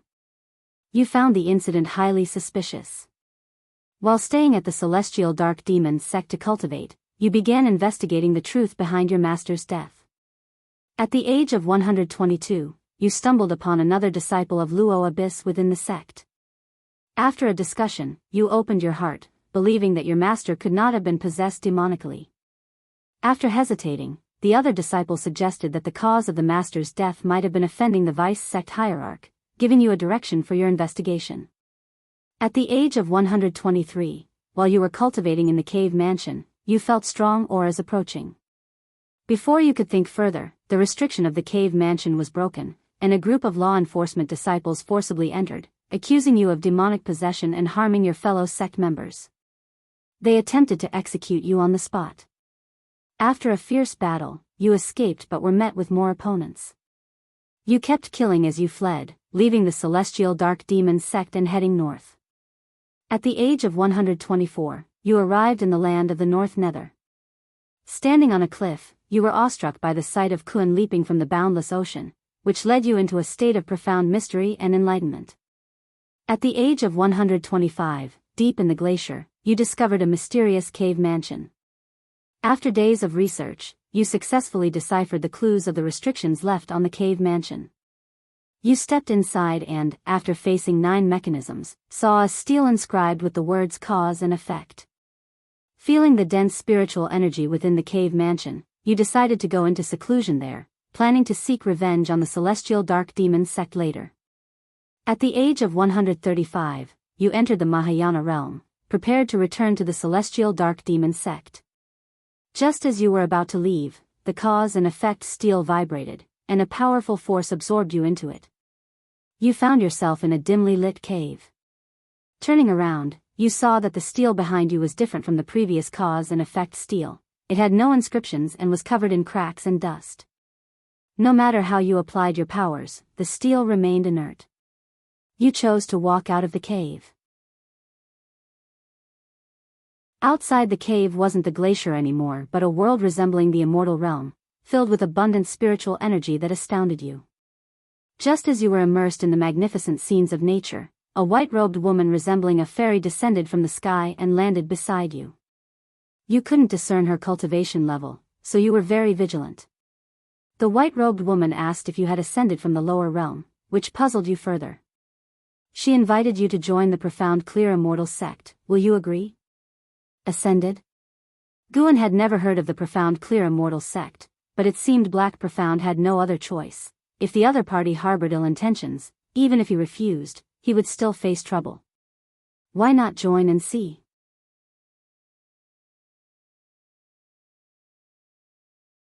Chapter 5:13 Celestial Court. God of Destruction. Guan chose to join the profound clear immortal sect, hoping that Black Profound could follow the right path within the profound clear immortal sect. Excessive killing was not a good practice. You chose to join the profound clear immortal sect, and the lady in white was pleased. She then introduced you to the profound clear immortal sect, and during the conversation, you learned her name, Fairy by Xian. Under Fairy by Xian's guidance, you successfully joined the profound clear immortal sect and officially entered the profound pure great world. Profound pure great world? Guan pondered. He knew that the Great Thousand World was considered a whole universe, and the celestial spirit Great World had been part of the Great Thousand World before it shattered. Not all Great Thousand Worlds were as fragmented as the celestial spirit Great World. How strong a complete Great Thousand World was, even Guan could not judge now, for he had not witnessed it. Alerts kept popping up in front of him as Fairy by Xian introduced Black Profound to her mentor, making Black Profound her junior brother. In the years that followed, Black Profound no longer engaged in battles but practiced cultivation with his master and Fairy by Xian. The more this happened, the more uneasy Guan felt. He had a feeling that something big would happen, something very significant. Black Profound practiced in the profound clear immortal sect, spending hundreds of years as if he had forgotten the vengeance for Luo Abyss. At the age of 178, the profound clear immortal sect welcomed a Millennia Tao conference, with various teachings from all over the world coming to participate. You heard from Fairy by Xian that she admired a man known as Emperor Ziwei, a peerless prodigy. You secretly took note of this name, then inquired about Emperor Ziwei. When the Millennia Tao conference began, you went above the sea of clouds and saw the elegance of Emperor Ziwei among many disciples. This sight made you lose interest in watching the spectacle, and you returned to your cave mansion to continue in seclusion. Then came various cultivation alerts. Guan couldn't help but wonder what kind of elegance Emperor Ziwei possessed, one glance at whom had deeply affected Black Profound. Emperor Ziwei used Emperor in his name, and Black Profound later became the Black Profound Emperor. Could it be because of him? At the age of 214, Fairy by Xian found you and said she was going out for training, expecting to be gone for at least 100 years. You were worried about her and wanted to follow, but Fairy by Sien told you not to worry. Did you choose to insist on following Fairy by Sien? If it had been before, Guan would definitely have chosen no, to avoid falling into a romantic entanglement with his reincarnation body. But he remembered how young Sien had to bury his wife, and the two had never been together. Perhaps, constantly preventing it might not be a good thing either.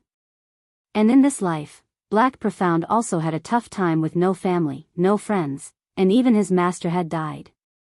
Setting aside his prejudice against the Black Profound Emperor, Guan decided to truly treat Black Profound as himself, treating everyone equally. He chose to insist on following. You chose to insist on following Fairy by Sien. She looked at you, staring until you felt uneasy. Suddenly, she smiled and said you better not hold her back. Hearing this, a smile also appeared on your face. Looking at your senior sister smiling like the bright moon in the sky, you secretly swore to protect her completely for life. At the age of 215, you followed Fairy by Sien to a sea, where you stopped on a deserted island. Fairy by Sien was preparing to collect herbs on the island, while you meditated on the beach. Later, Fairy by Sien chose to stay on the island, where she began practicing alchemy, and she would let you taste any elixirs she made. At the age of 217, you left the island and ventured further into the sea, where you encountered a human race sea ship surrounded by demon beasts. You chose to help, rarely encountering ownerless demons, unable to resist the urge to kill. Afterwards, Fairy by Sien cautioned you not to create too much slaughter. The profound Clear Immortal sect was not just a sect of the human race but also of all living beings without discriminating between races. You promised it wouldn't happen again. Seeing Fairy by Sien admonishing Black Profound, Guan felt that his decision was the right one.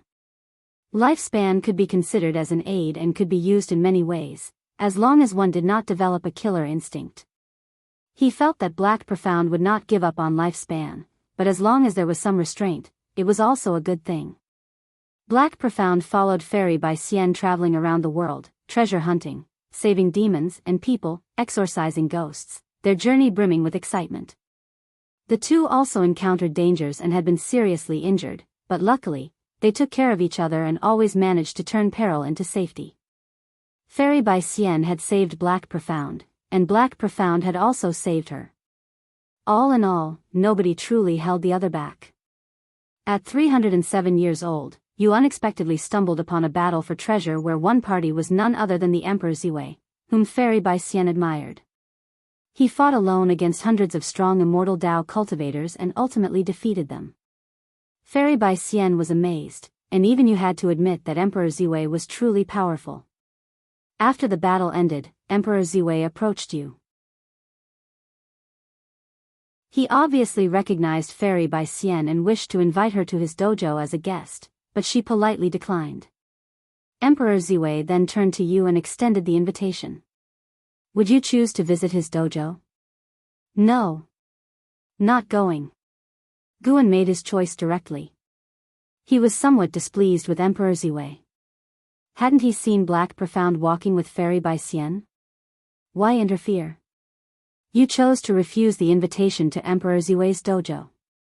Emperor Ziwei did not insist and soon left. You turned to Fairy by Sien, asking her why she did not go. Fairy by Sien looked at him and counter-questioned why they should go. You exchanged smiles, understanding each other without words. At 308 years old, you came to the most magnificent mountain in the land, rumored to house an immortal. Deciding to seek the immortal, you began the ascent but found that you could not use your mana. You had to proceed up the mountain as mere mortals. At 309 years old, after a year's journey, you reached halfway up the mountain and saw a courtyard with an old man resting inside, holding a fan. Surprised, you recognized him as the old Taoist who had wanted to tell your fortune years ago. The Taoist also recognized you, and with a smile, he said it was finally time to meet, which intrigued Fairy by Sien. When she learned that you had met in the lower realm, it filled her with respect for the old Taoist. He did not say much more and threw 2 secret manuals onto the ground before returning alone to his house. You picked up the secret manuals from the ground and began to study them. At 320 years old, after 11 years of cultivation, you finally perfected one of the divine skills. The old Taoist finally came out of his house, praising you for having a destiny pattern fit for an emperor's path. However, you had suppressed your nature. This caused the still unskilled Fairy Bai Xian to be confused. Knowing the innate aggressiveness in your bones, Fairy Bai Xian fell silent, and you were also caught in a dilemma, whether to keep your promise not to kill or to follow the old Taoist's advice and embark on the emperor's path. The hint stopped there. Guan did not hesitate, choosing to keep his promise and not kill. Who persuades someone to start killing? That old Taoist is fishy. You chose to keep your promise to Fairy Bai Xian not to kill and not to follow the emperor's path, making Fairy Bai Xian very happy. The old Taoist said you would regret your decision one day. His gaze made you uncomfortable, so you made an excuse, took Fairy Bai Xian's hand, and bid your goodbyes. At 321 years old, you and Fairy Bai Xian discovered the legendary divine beast, the celestial auspicious deer, in the forbidden demon forest. You received the blessing of the celestial auspicious deer, enhancing your comprehension. After surreptitiously being cursed by the old Taoist, Guan was cautious and closely watched the hints, fearing Black Profound and Fairy Bai Xian might encounter danger. Fortunately, they continued to encounter amazing adventures until they were over 500 years old, when both returned to the profound clear immortal sect and entered into seclusion. The next 500 years passed even quicker. Yet, the event Guan feared still occurred. At 1,347 years old, while in seclusion, you felt a terrifying pressure. You immediately left your cave mansion and saw the sky darken, forming a majestic vortex of clouds, and felt an oppressive atmosphere.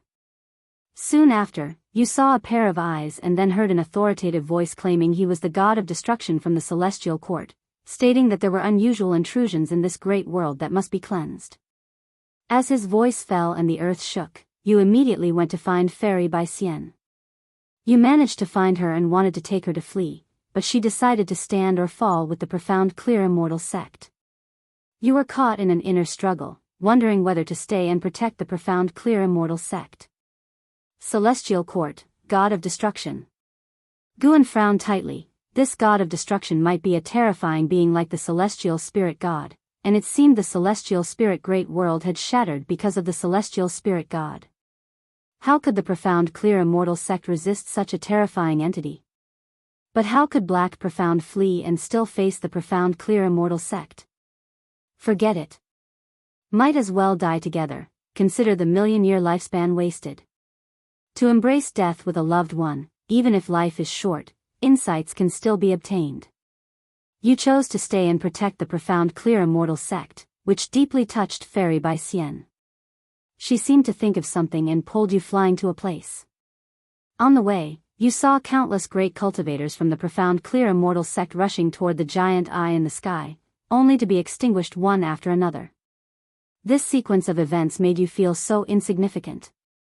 Following Fairy Bai Xian's lead, you discovered that you had come to the cave where you had first crossed into the profound pure great world. Fairy Bai Xian explained that the reason she had recruited you into the immortal sect at first sight was that her deceased father had claimed that this cave held an immortal fate.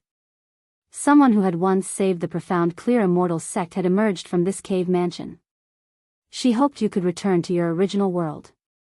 You said you didn't know how to go back when you saw Fairy Bai Xian pulling out a jade pendant. You felt something was wrong and tried to snatch the jade pendant, but Fairy Bai Xian forcibly pushed you into the cave. She then threw the jade pendant after you into the cave. You felt a familiar and long-missed powerful force behind you. Looking back from afar, you saw Fairy Bai Xian at the cave entrance, her face filled with reluctance as she watched you.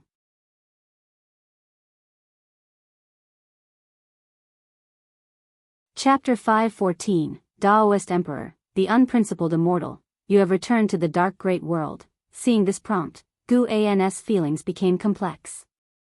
He had originally thought that Black Profound would die because of Fairy Bai Xian, but he had not expected that in the end, it was Fairy Bai Xian who saved Black Profound. Fairy Bai Xian did not abandon everything for love, nor did she let Black Profound bear her responsibilities.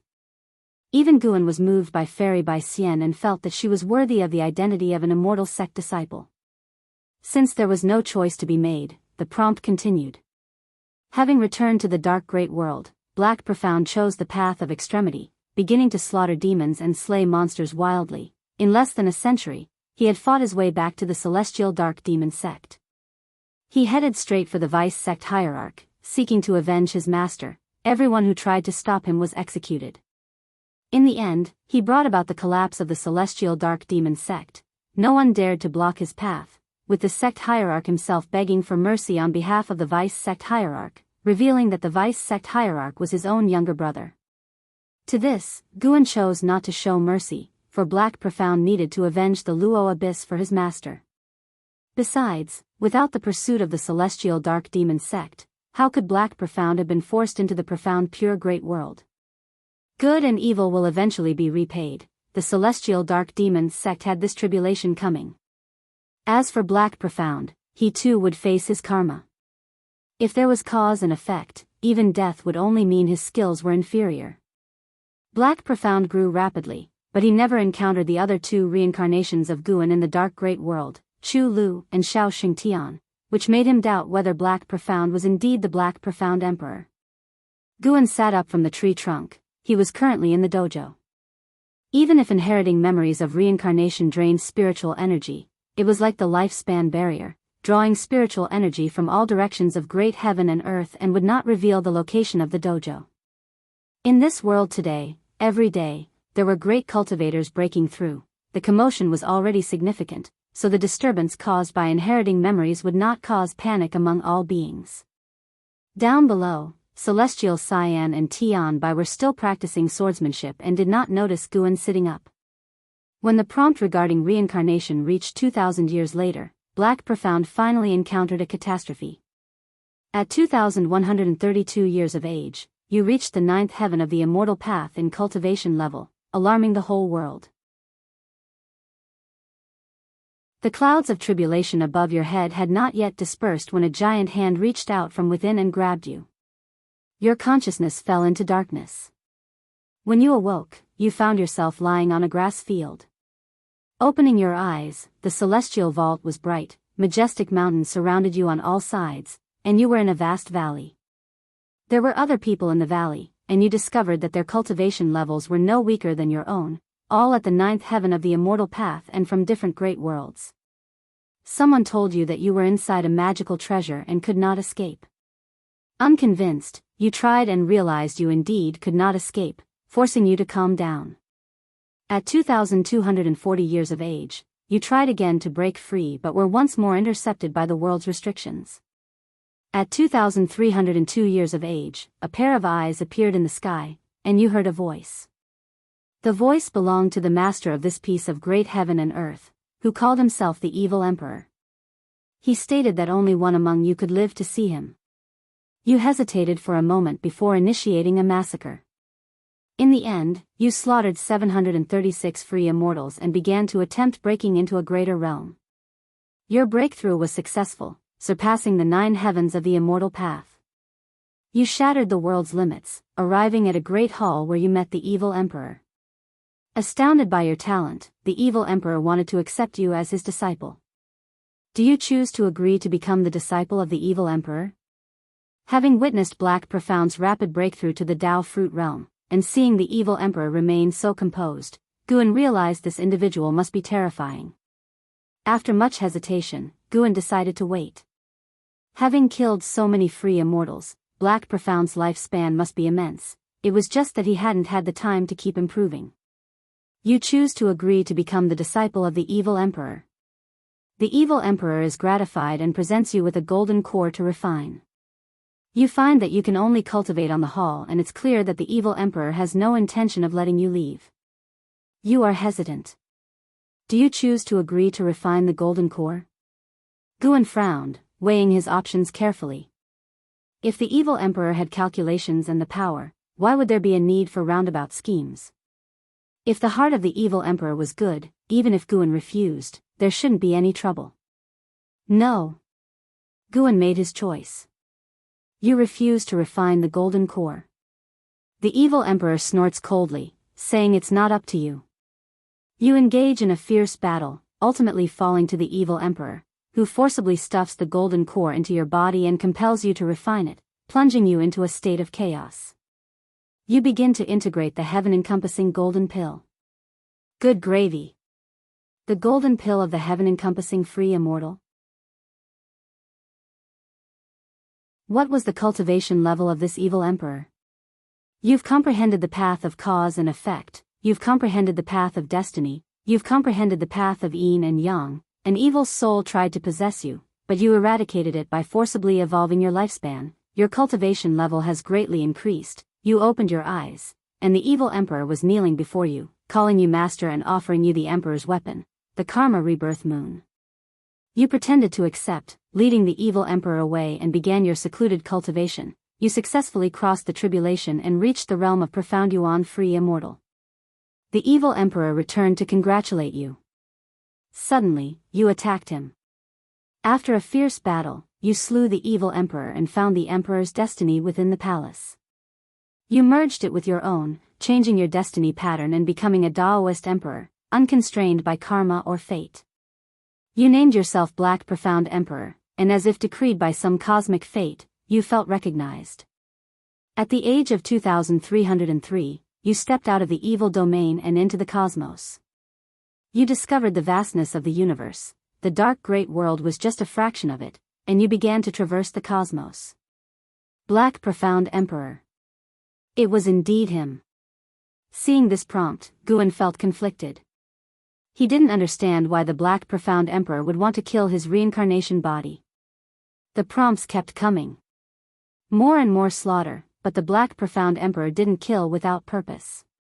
He was also searching for a way to break free from the universe, seeking to return to the profound pure great world. When the Black Profound Emperor arrived at the world gate, he didn't encounter the celestial spirit god, leading Guan to speculate that the dark great world might not belong to the celestial spirit great world. Eventually, the Black Profound Emperor successfully crossed the universe and arrived at the path of the Great Tao. Along this path were entrances to different great worlds. The Black Profound Emperor could not discern which great world was the profound pure great world, he could only explore them one by one. The first two great worlds were fine, he could come and go as he pleased, but when he approached the third great world, he encountered karma retribution just as he was about to enter. Even the path of destiny seemed to reject him, something he had never felt before, forcing him to retreat. This set Guan's mind racing. To encounter karma retribution, there must surely be some cause and effect involved. Could it be related to the other reincarnation bodies? In the end, the Black Profound Emperor returned to the profound pure great world, now a wasteland. He wandered between heaven and earth, seeing no living spirits, and when he came to the once thriving profound clear immortal sect, he could not find Fairy by Xian anywhere. The Black Profound Emperor lingered at the ruins of the profound clear immortal sect for a long time. He erected a monument for Fairy by Xian, and just as he was about to leave, an overwhelming oppressive force descended upon him, a presence he could never forget. The Celestial Court, the God of Destruction. Reading this, Guan felt that things had gone awry. He didn't think the Black Profound Emperor was a match for the God of Destruction, especially since the Black Profound Emperor was currently only a profound yuan-free immortal. At the age of 2702, you faced the God of Destruction, prepared to avenge Fairy by Xian. Yet, to your astonishment, you saw a figure appear behind the God of Destruction. It was Fairy by Xian. Her aura was completely different from the one in your memories, cold and detached, making you realize she was a reincarnation of a Celestial Court immortal god. The Celestial Court discovered the anomaly of this great world because of her. Now that she has regained her memories from her past life, her gaze towards you was cold and indifferent. Just when you felt utterly hopeless, the old Taoist who had taught you divine skills appeared and repelled the God of Destruction with a single palm strike, then fled with you from the profound pure great world. During the escape, you learned that the anomaly the God of Destruction spoke of wasn't you, an ascender, but the old Taoist himself, revealing that his Taoist name was the free immortal who exists without the Celestial Court's acceptance, barely surviving within the 3,000 great worlds. At the age of 2703, you were taken by the free immortal to the land of reincarnation. He urged you again to walk the path of slaughter. Thinking of Fairy Bai Xian's cold visage, this time you chose to forsake your vow. The free immortal passed on divine skills to you, allowing you to create karma avatars to slay your other reincarnation bodies and break free from the chains of reincarnation.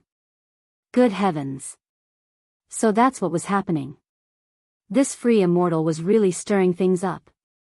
The most crucial point was that Guan had no choice in the matter. It meant that the Black Profound Emperor had not hesitated at all, greatly spurred by the shock from Fairy Bai Xian.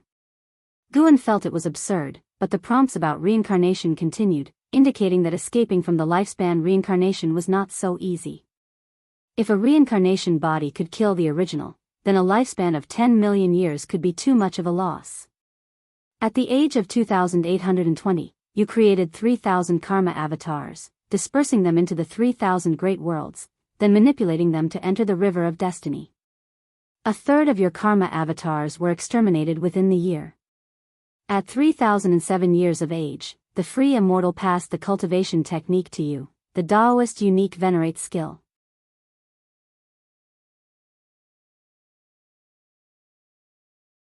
Chapter 5:15, 9 Divine Mansion, Terrifying Celestial God. At 3,116 years old, Guan comprehended the Taoist unique venerate skill and perceived the 3,000 great Tao, gaining enlightenment within his heart. In that same year, all the karma avatars he had sent out were annihilated. He did not inform Wudao Immortal of this event. At 3,320 years old, Guan found Wudao Immortal and expressed a desire to engage in slaughter. Wudao Immortal did not let him leave but instead sent him into the boundless purgatory, a place of exile used by the celestial court. Anyone who fell into it could only engage in endless slaughter until they were killed. At 3,321 years old, Guan condensed his own Taoist Emperor divine skills. By the age of 3,350, Guan had leveraged lifespan evolution to forcefully enter the heaven-encompassing free immortal realm. He met Emperor Guanyu, and through Emperor Guanyu, he gained a deeper understanding of the boundless purgatory. At age 3,362, a powerful being was exiled into the purgatory by the celestial court. Guan witnessed this powerful being besieged, killing gods when gods stood in the way and demons when demons blocked the path. Feeling that he was no match, he stayed away from the battlefield. At 3,400 years old, Emperor Guanyu, with that powerful being, found Guan. This person was known as the Emperor Zhenhai, also a heaven-encompassing free immortal. They prepared to go and slaughter the most terrifying existence in the boundless purgatory, the no-prison demon lord. At 3,401 years old, the three of you found the no-prison demon lord. However, you were no match for him. After being repeatedly heavily injured, Wudao Immortal suddenly appeared at the critical moment. Unexpectedly, he was acquainted with the no-prison demon lord. The no-prison demon lord looked at you and forced you to choose between Emperor Guanyu and Emperor Zhenhai, with only one of them being able to survive with you. You fell into a dilemma. It was time for Guan to make a choice, and he secretly breathed a sigh of relief. He still had a choice to make, which meant that the reincarnation body was still under the control of the lifespan reincarnation. Choosing between Emperor Guanyu and Emperor Zhenhai was easy. After all, he knew Emperor Guanyu better because of Black Profound. Guan immediately chose Emperor Guanyu. You chose to let Emperor Guanyu live, yet the no-prison demon lord did not slay Emperor Zhenhai but instead took him as a subordinate. You and Emperor Zhenhai exchanged glances, feeling the hostility from the other. Afterwards, Wudao Immortal brought you back from the boundless purgatory to the land of reincarnation. At 3,500 years old, you took advantage of Wudao Immortal's absence and stealthily left his dojo, embarking on your own adventure in the land of reincarnation. At 3,501 years old, you encountered a ghost immortal from the 9 Divine Mansion, sustaining severe injuries and having no choice but to leap into the netherworld. You began your reincarnation. 9 Divine Mansion? A mere ghost immortal could heavily wound the Black Profound Emperor, a heaven-encompassing free immortal? Guan grew even more wary of the land of reincarnation. During his previous breakthroughs in the land of reincarnation, he had always felt an eerie chill, as though something immensely terrifying was hidden in the dark. After reincarnating, it was a new life, but the Black Profound Emperor still retained the ability of lifespan evolution. However, the reincarnation body was distinctly different from Guan. They lacked the various lifespan abilities and could only use lifespan evolution to enhance their cultivation level and Taoist techniques, not like Guan, who controlled life expectancy prediction, lifespan barrier, lifespan simulation, and other abilities. Every time the Black Profound Emperor made a breakthrough, he would suffer attacks, exactly because he lacked the lifespan barrier. In this life, the Black Profound Emperor achieved the Nirvana realm before he turned 1,000 years old. Then, he began to regain his memories and, after sweeping away his enemies in a single lifetime, he stepped out of the path of reincarnation at the age of 2000 and returned to the land of reincarnation, restoring his cultivation as a heaven-encompassing free immortal. Free from the harassment of the ghost immortal, the Black Profound Emperor continued to advance. In this way, the Black Profound Emperor began his own adventurous life. He no longer dwelled on Fairy by Sien, but he would go to explore the existence of the celestial court. In future hints, he would meet women who moved his heart, but Guan rejected them on his behalf. One profound experience was enough. Guan continually made choices on behalf of the Black Profound Emperor, and each choice reinforced his own confidence. He had indeed been bluffed by Wudao Immortal before, as if the reincarnation body would devour its master. Before he knew it, the Black Profound Emperor reached 1 million years of age. He had been holding off breaking through to the innate golden immortal realm, and Guan felt he must be wary of something. Finally, the Black Profound Emperor began his breakthrough. At 1,008 years old, you started your breakthrough and succeeded in surpassing the free immortal status to achieve the golden immortal Tao fruit. You encountered an attack from Wudao Immortal, who wanted to take possession of your physical body. You employed your divine skills and leaped to another great world, with Wudao Immortal in hot pursuit.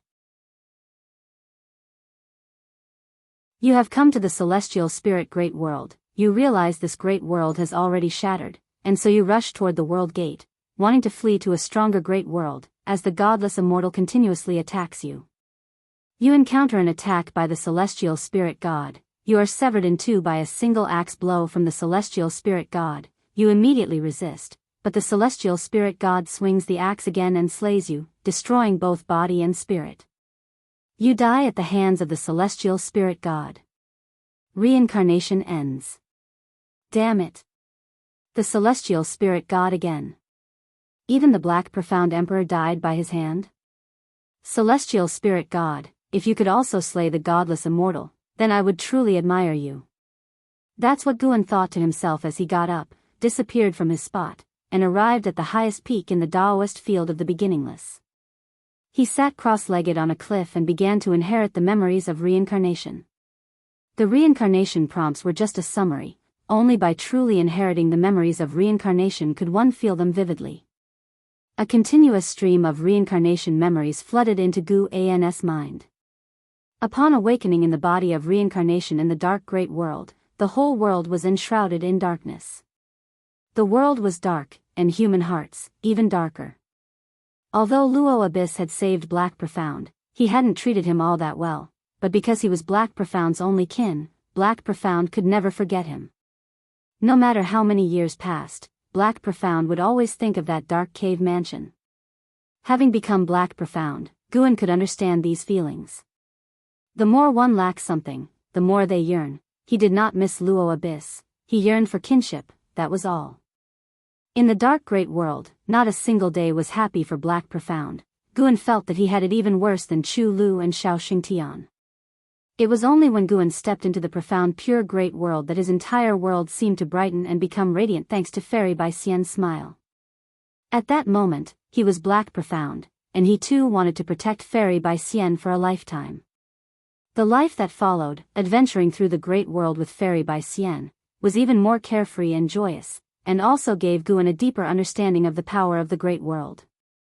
In the profound pure great world, the 9 heavens of the immortal path were not a secret to sentient beings, and there were even transcendent beings who surpassed the 9 heavens of the immortal path, active in the world, each an overlord and a great power of the world. When the god of destruction appeared, the beauty finally shattered. Guan stood in front of his cave mansion, looking up at the visage of the god of destruction, truly a sight of awe-inspiring power. Even the skies of the great thousand world could not contain the god of destruction. How powerful the profound clear immortal sect was, yet those who surpassed the 9 heavens of the immortal path fell one after another in their assaults on the god of destruction, as futile as mantises trying to stop a chariot, moths to a flame, utterly powerless. Afterward, Guan began to experience more peril. When the godless immortal brought him to the land of reincarnation and he started to cultivate his karma avatars, he caught a glimpse of the greed hidden deep in the godless immortal's eyes, which briefly exposed itself. When all 3,000 of his karma avatars were annihilated, even without the memories of that moment, he could still feel something. There was no so-called transcendence. To annihilate one's own reincarnation bodies in other spacetimes and great worlds only eliminated karma, and for each one destroyed, one would suffer from karma retribution, a pain that Guan could feel. Life is vast. Looking back, it seems like smoke and clouds. When Guan reached the end point of this life, he once again felt the might of the celestial spirit god, whose power was extremely terrifying, much more than what it seemed on the surface. Before his death, as his divine soul was not yet completely dissipated, Guan saw the celestial spirit god swing his axe at the godless immortal, successfully decapitating him. The godless immortal wore an expression of shock, as if he had not anticipated the celestial spirit god to be so powerful.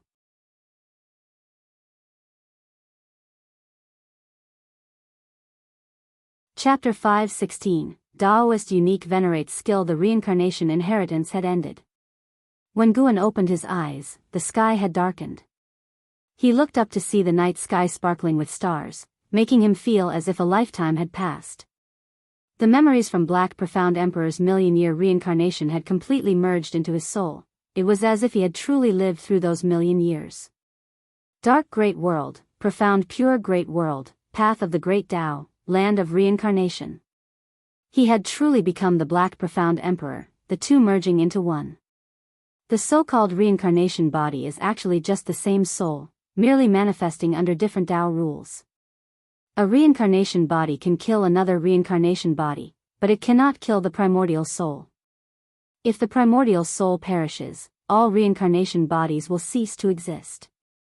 It seemed that Black Profound Emperor realized this, which is why he stopped releasing karma avatars. As to whether Black Profound Emperor could differentiate if he was the primordial soul, Guan couldn't judge. But in fact, for a reincarnation body, it doesn't matter whether it is the primordial soul or not, as it does not affect the reincarnation body's ability to live.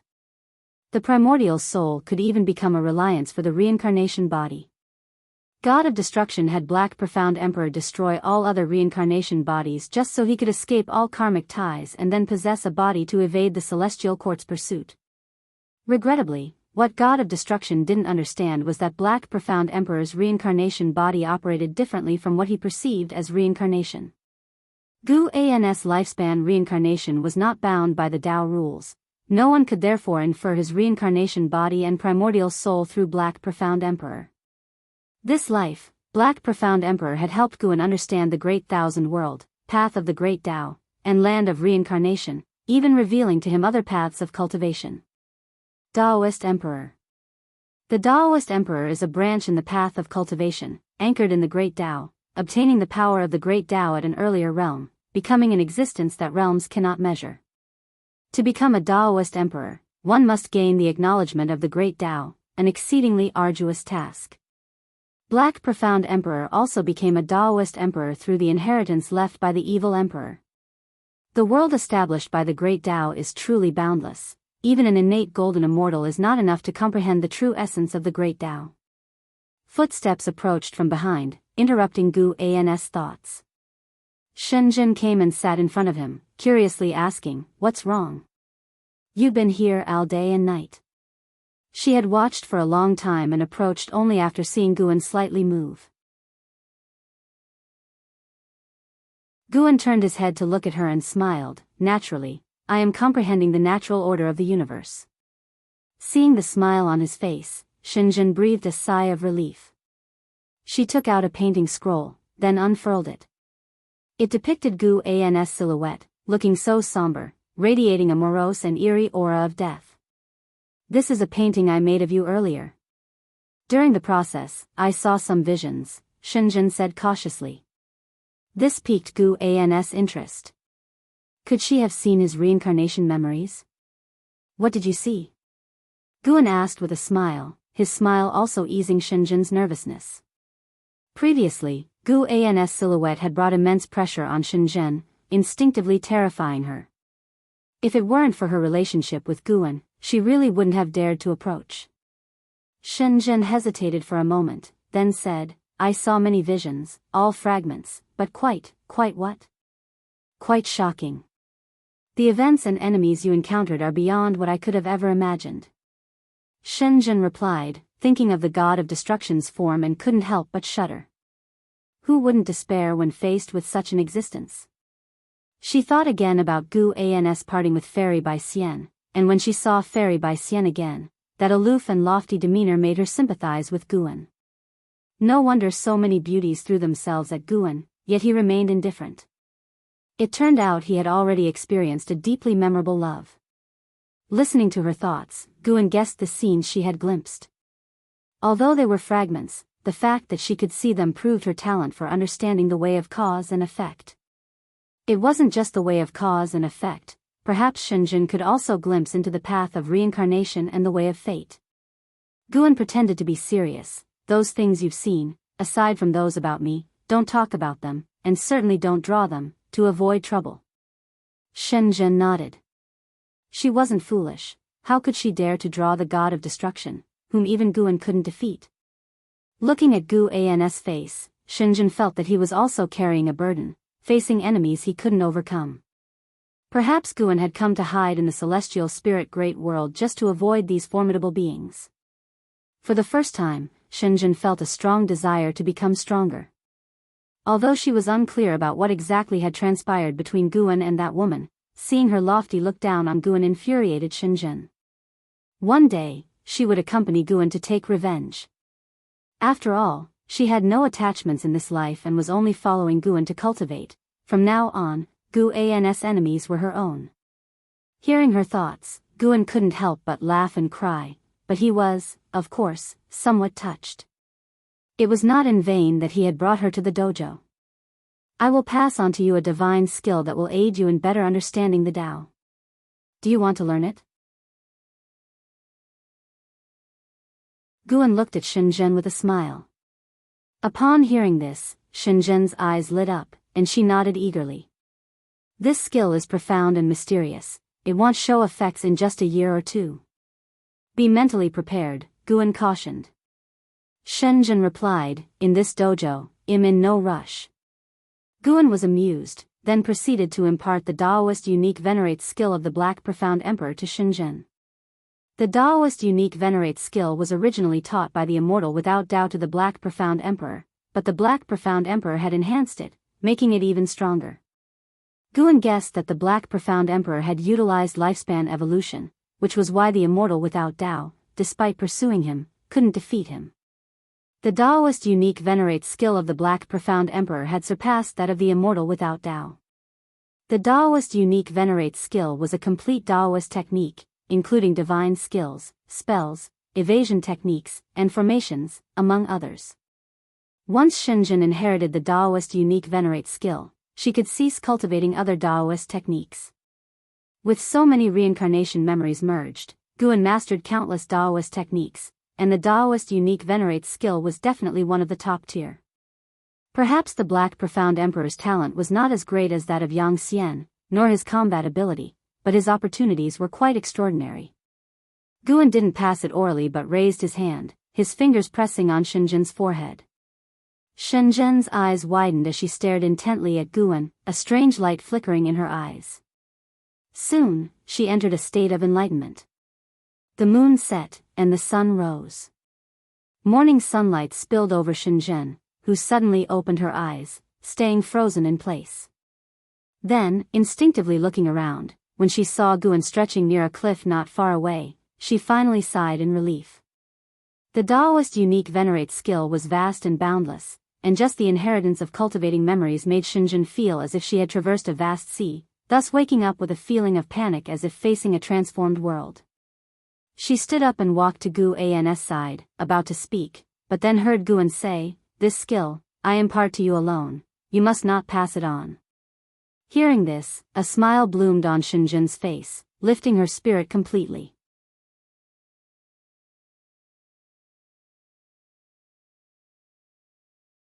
Chapter 517, 5,000 Years Old. The cause of transformation. This cycle of reincarnation involving the Black Profound Emperor was just a minor episode in Gu An's life, a warning he gave to Shinjin to keep secret before he returned to his usual rhythm of daily life.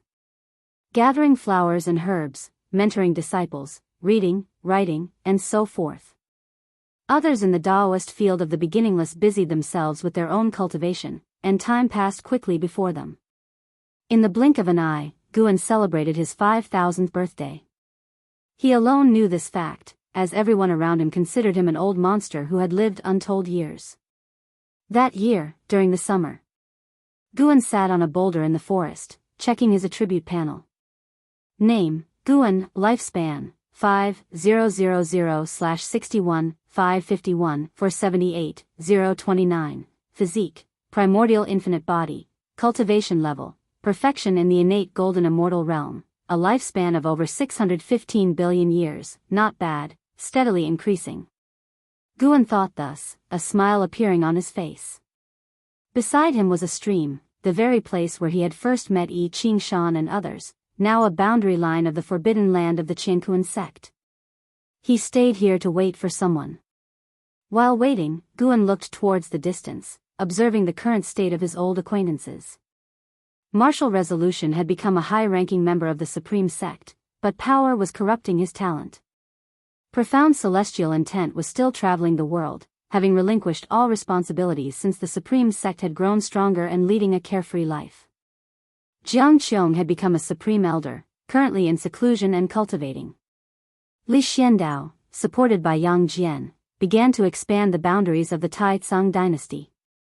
The world remained a battleground between the Immortal Dynasty and the Holy Court, with both sides losing numbers but their overall destiny improving as they birthed more powerful and outstanding individuals.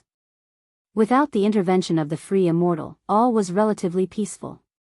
Gu An's gaze landed on Leah, who had been quickly increasing in cultivation under the tutelage of the Sword Annihilation ancestor, especially in his sword intent, which was fiercely potent.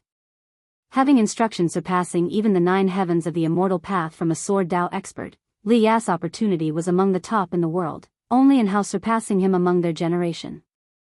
With the vast world filled with talents like fish in a river, the Supreme Sect producing 2 pinnacle geniuses gave Guan a great sense of achievement. With this feeling of accomplishment, Guan began to predict Li Ya's future. As he calculated, his expression grew peculiar. Such a possibility. Guan thought of the celestial Tao golden core and the sword annihilation ancestor, feeling that such a future was indeed reasonable. Everything had its advantages and drawbacks, and as Li Ya grew stronger, he would also have to bear the karma that strength brought. After a long while, a figure approached from the depths of the woods, spotting Guan from a distance and immediately growing excited, rushing over. It was LV Xian. Once the top talent of the Tai Tsang imperial dynasty and the son of the sect leader LV Badian. He reached Gu An's side, looking at him, extremely agitated and somewhat at a loss. Guan. LV Xian was so excited, he didn't know what to say. Guan looked at him, sizing him up and down, and smiled, "No need to be nervous. Since you've crossed heaven and earth to get here, I naturally will fulfill my promise." Hundreds of years ago, Guan heard LV Xian calling out to him. It turned out that LV Xian had challenged Yang Jian and suffered a devastating defeat, which hit him hard. Thus, he thought of seeking Gu An's help, considering Yang Jian was Gu An's disciple. He knelt in his own cave mansion, begging Guan to teach him. After all, with a friendship spanning over 4,000 years, Guan couldn't bear to refuse him, even if only out of respect for LV Badian. So Guan allowed him to come on his own while strictly forbidding him from revealing the matter. Thus, LV Xian crossed continents and oceans, and even with the cultivation level of the Nirvana realm, it still took him hundreds of years to reach the 9-spirit continent. Along the way, he faced numerous hardships and experienced both resentment and affection. "Can I follow you and cultivate now?" LV Xian asked, his eyes burning with eagerness. Guan smiled and raised his hand towards a nearby stream, saying, "You must think carefully. Once you cross this stream, there will be no turning back. Until the catastrophe of heaven and earth ends, you cannot leave my Taoist field. It's an incredibly long period, long enough to turn anyone you care about into dust."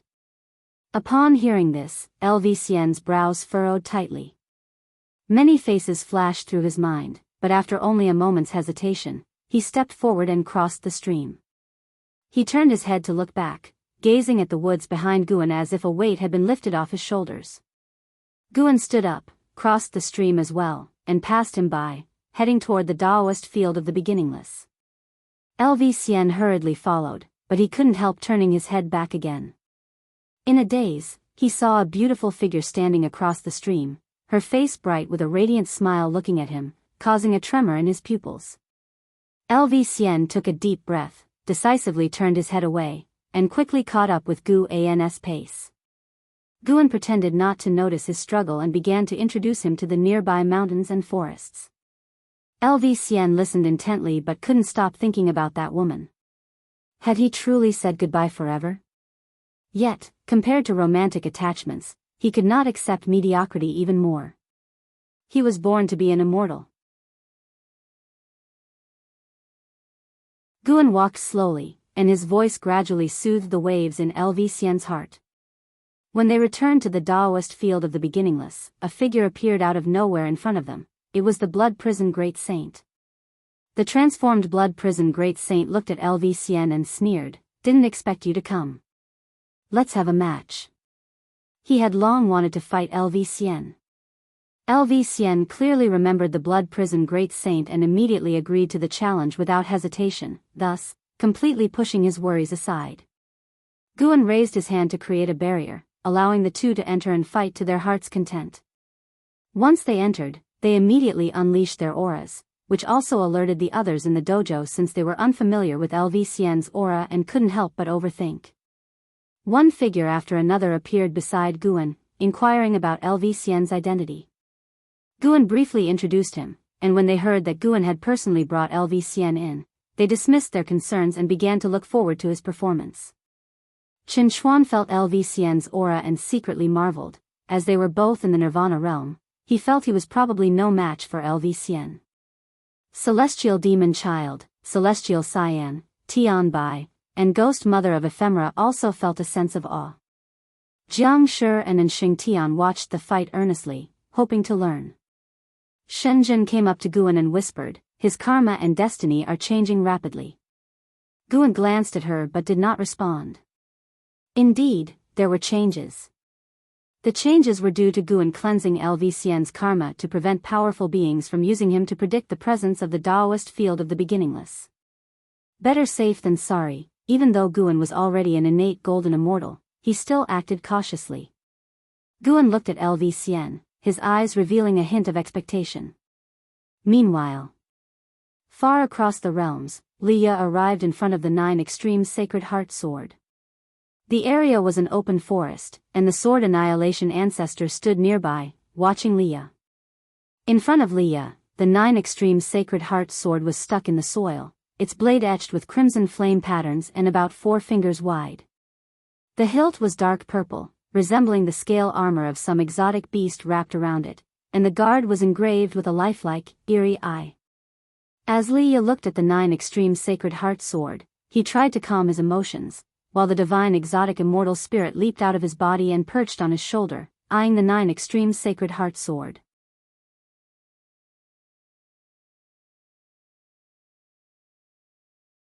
Chapter 518, Famous Throughout the World, Silent Extinction Aura. To have the 9 Extreme Sacred Heart Swords submit to you, you must first be fearless. The greater your fear, the stronger its backlash will be, and then you will endure pain unimaginable to ordinary people. No matter how painful, you must not be afraid. If you are not confident that you can do this, it is still not too late to give up now. The voice of the Sword Annihilation Ancestor came from aside, and Li Ya's expression flickered upon hearing this. The divine exotic immortal spirit turned its head to look at the Sword Annihilation Ancestor and asked, "What happens if one fails?" The Sword Annihilation Ancestor responded, "At best, 2/3 of your 3 souls and 7 spirits will be damaged, but at worst, your soul will scatter, leaving only an empty shell to be possessed by the sword soul. These words caused the divine exotic immortal spirit to shudder. Its gaze toward the 9 extreme sacred heart sword was filled with dread. It whispered, "You're not burdened by a deep-seated vendetta, nor do you have anything urgent that you must do right away. Why risk this?" Upon hearing this, Li Ya's eyes became resolute. He took a deep breath and said, "It's precisely because there is no necessity that I must push myself. I don't want to live a mediocre life." With that said, he grasped the hilt of the 9 extreme sacred heart sword. Boom! A violent evil aura burst from inside the 9 extreme sacred heart sword, soaring into the sky and attempting to scatter the clouds above. The surrounding woods shook violently as if they were about to be uprooted. The sword annihilation ancestor raised his hand, pressed forward, and tranquility returned to heaven and earth. The nearby trees no longer trembled, and a ring of chi force appeared around Li Ya. Li Ya's face was strained with popping veins, and his eyes wide. His gaze started to be veiled in bloodshot red, gradually losing their luster. "Young one, why do you wield the sword? What is the killing intent in your heart? Whom do you wish to kill? Why are you discontent? Who do you resent? It seems you're fearing something." A gloomy voice kept echoing in Li Ya's ears, making the world in his eyes spin. He suddenly found himself on a desolate plain under a blood-red sky. He saw a figure in the distance on a hillside, only its silhouette visible, not its face. Just as Li Ya was about to speak, suddenly, a whooshing sound came. Pfft! A sword thrust through Li Ya's throat, making his body lean back, his eyes widening. In his pupils was reflected the face of Guan, with disheveled hair and fierce eyes like a fierce ghost, pierced through his throat. Far away in the Taoist field of the beginningless, Guan was feeling the illusion that Li Ya was experiencing. The sword annihilation ancestor was being crafty, actually trying to deduce the karma between Li Ya and him through the 9 extreme sacred heart sword. It seemed that the sword annihilation ancestor had other motives for coming to the celestial spirit great world. Guan was not too worried. The difference in their cultivation levels was vast. The sword annihilation ancestor couldn't reach him. He felt the sword intent from the sword annihilation ancestor entering Li Ya's body, helping him withstand the backlash of the 9 extreme sacred heart sword, which reassured him. Perhaps the sword annihilation ancestor had plans for the supporting Tao sword venerable, but at least he wouldn't let Li Ya die right now. Li Ya was only at the Nirvana realm and couldn't bear the power of the 9 extreme sacred heart sword on his own. The fact that the sword annihilation ancestor intervened showed that he truly wanted Li Ya to inherit this power, regardless of later schemes, and Guan would act again if needed. Guan then turned his attention to the battle between the Blood Prison Great Saint and LV Xian, feeling expectant. He personally trained LV Xian, who must become stronger as, after many years in the primordial era, LV Xian was the strongest in heaven and earth. A smile involuntarily appeared on Gu An's face as he thought of the delightful outcome. Meanwhile, LV Xian was feeling immense pressure, shocked by the strength of the Blood Prison Great Saint, yet he was also thrilled. To think a fierce bull could be so powerful, his training with Guan would surely make him stronger. The celestial demon child, an Xian, Qin Chuan, and others were also discussing the battle, equally astounded by LV Xian's displayed strength since the Blood Prison Great Saint was a loose immortal, and for a Nirvana realm cultivator to fight a loose immortal to such an extent spoke volumes of his talent. At dusk. Supreme Sect, 3rd Medicine Valley. Long Qing came down from the pavilion. He saw Candle Star standing on a roof, gazing steadily into the distance. He immediately flashed to Candle Star's side and asked, "What are you looking at?" Candle Star replied, "The 9 extreme sacred heart sword." The sword is recognizing its master, and it's recognizing a cultivator from the Nirvana realm. Nirvana realm cultivator? Long Qing couldn't help but frown, finding it absurd. Candle Star continued, "Speaking of which, this person has some connections with you. To be precise, he is connected through the cause and effect of the supporting Tao sword venerable, and his name is Li Ya." Elderly? Long Qing's tightly furrowed brows relaxed. "If it's him, it's not surprising. Perhaps my master is protecting him." Long Qing had grown up following Guan and knew well the relationship between Guan and Leah. Candlestar looked at Long Qing and asked with a smile, "Do you think your master has really left the celestial spirit great world?" Although Long Qing had already reached an agreement with Candlestar, he still retained a bit of wariness towards him, given the vast difference in their cultivation levels. Long Qing shook his head. "How would I know? After all, I didn't follow him." Candlestar smiled, deciding not to ask any further. "How powerful will Elderly become after mastering the 9 extreme Sacred Heart Sword?" Long Qing asked curiously. The 9 extreme Sacred Heart Sword had caused such a stir in the past, and he had longed for it too. Candlestar answered, "With this sword in hand, even the 9 heavens of the immortal path cannot kill him. However, the extent of the power he can wield reaches only as high as the heaven and earth flying immortal realm." Long Qing fell silent, his eyes filled with envy and astonishment. This was akin to soaring to the skies. It seemed Elderly was going to become famous throughout the world. As the years flew like an arrow, another millennium passed.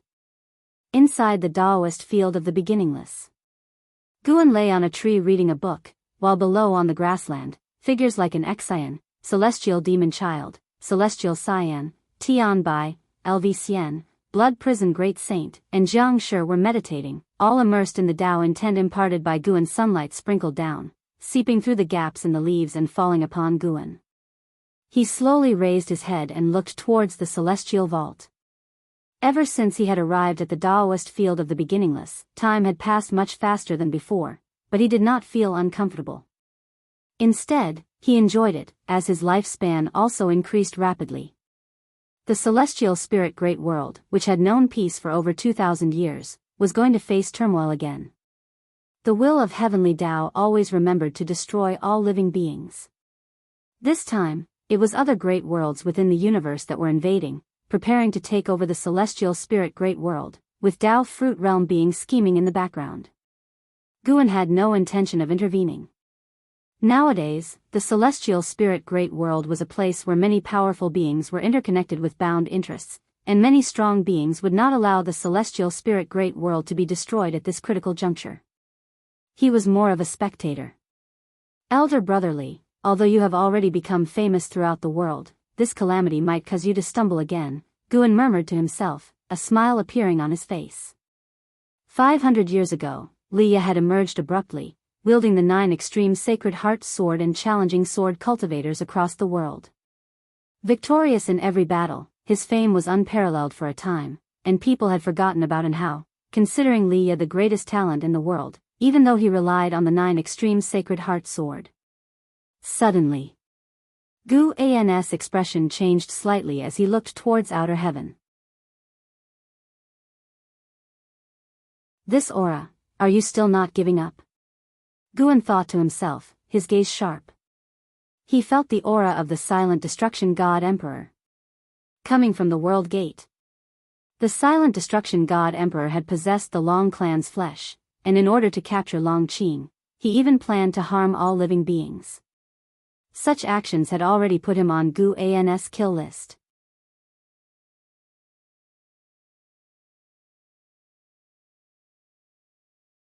Chapter 519, The Great Tao Tree, Divine Emperor's Pawn in the Depths of the Universe. A world gate stood tall. Here it seemed as if there were no hours, the years could not taint this grand, towering gate.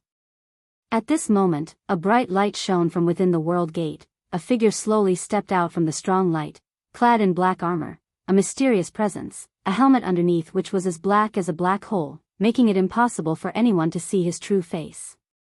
It was the silent destruction god Emperor.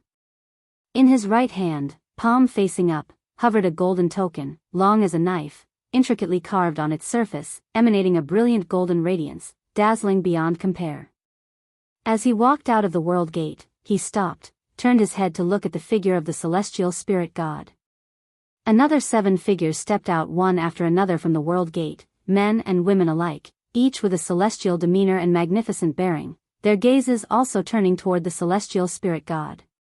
"Whatever you all intend to do, you must not destroy this great thousand world," otherwise even your celestial orders won't be able to save you." The voice of the celestial spirit god rang out, indifferent in tone, with an unyielding firmness that allowed no rebuttal. Before the silent destruction god emperor could speak, a man in a white robe behind him raised his hand in greeting and smiled. "Celestial god, rest assured, we have only come to capture one person and will not disrupt the rules of the great thousand world." The celestial spirit god did not respond, and the silent destruction god emperor proceeded to step toward the depths of the universe, followed closely by the man in the white robe and others. Soon, this expanse of void fell into silence once more, the bright light inside the world gate dissipated, and the surroundings of the world gate dimmed, with only the light emanating from the celestial spirit god persisting. Although the arrival of the silent destruction god emperor drew Guan's attention, he did not initiate an attack because he felt that the silent destruction god emperor also possessed an innate golden immortal's cultivation level. Battling an opponent of the same realm wasn't wise. Guan, lying on a tree branch, sat up. "Forget it, let's have a lifespan simulation. Requires 5 billion years of lifespan, continue?" 5 billion years of lifespan? That's way too expensive. Guan directly chose no. There was no need to waste lifespan, especially since the aura of the silent destruction god emperor didn't intimidate him. The silent destruction god emperor wouldn't be able to discover the Taoist field of the beginningless unless he intended to destroy the celestial spirit great world. Although many have seen Guan in this world, Guan has already tampered with their cause and effect. No one would be able to trace back to the Taoist field of the beginningless. Guan lay back down, continuing to read his book. He would cross that bridge when he came to it. It must be said, in these years the profound celestial intense penmanship had improved greatly. The depiction of emotion in the text was especially delicate, tugging at one's heartstrings. Guan read intently. Through the words he could visualize the scenes of the past, the characters' emotions as fervent as fire. The sun set and the moon rose, a full 5 days passed, and Xian and others finally woke up one after another, which was because Guan had withdrawn his Tao intent. Seeing Guan sleeping on the tree, they all stood up and paid their respects before leaving in small groups, whispering their insights to each other. After they all left, only then did Guan open his eyes. His gaze turned toward the celestial vault. The silent destruction god emperor had arrived at the celestial spirit great world with his 7 subordinates. They did not go to the supreme sect but joined the holy court instead. Could it be that their target was not to eliminate Long Qing? Long Qing's identity had already been exposed, even that Candle Star knew clearly. The silent destruction god emperor must also be aware. Perhaps the silent destruction god emperor wanted to possess Long Qing's body. After watching for a while and confirming that the silent destruction god emperor had no immediate intention to act, Guan flipped off the tree, ready to gather medicinal herbs. No matter what sinister plots and schemes the silent destruction god emperor had, his progression in strength could not stop. Once he reached a lifespan of 100 billion years, Guan could peer into higher realms. Getting stronger was always the right move. At the same time, in the sacred domain, within the Grand Council Hall of the Holy Court, the Saint Minister sat at the head, looking down upon the silent destruction god emperor and his 7 subordinates. The Saint Minister remembered the battle fought between the silent destruction god emperor and the supporting Tao sword venerable. Although the god emperor was annihilated by a single move from the sword venerable, the aura he exuded at the time was still vivid in his memory. "Why have you come?" the Saint Minister asked. He didn't know why the silent destruction god emperor was still alive, but with the supporting Tao sword venerable having left the celestial spirit great world, he had to be cautious in facing these outsiders from beyond. Looking at the silent destruction god emperor and the others, the Saint Minister felt bitter. He had tirelessly reached the state of a free immortal, but the opponents he faced were numerous and even stronger. It seemed as though the heavens were toying with him. A man in white robes stepped forward from behind the silent destruction god emperor and said with a smile, "Now the immortal dynasty has an existence that surpasses the free immortal. Once he merges with the immortal god destiny pattern, the end of the holy court won't be far off." With those words, the Saint Minister's expression turned ugly. He had always been troubled by this matter but was powerless to address it. How could he feel good having it pointed out by others? It was clear, these people wanted to use the Holy Court. The key issue was that the Holy Court was indeed on the path to doom. There seemed to be no imminent peril, but it was really just a matter of time. Since he couldn't refuse these people's manipulations, the Saint Minister struggled to keep his composure.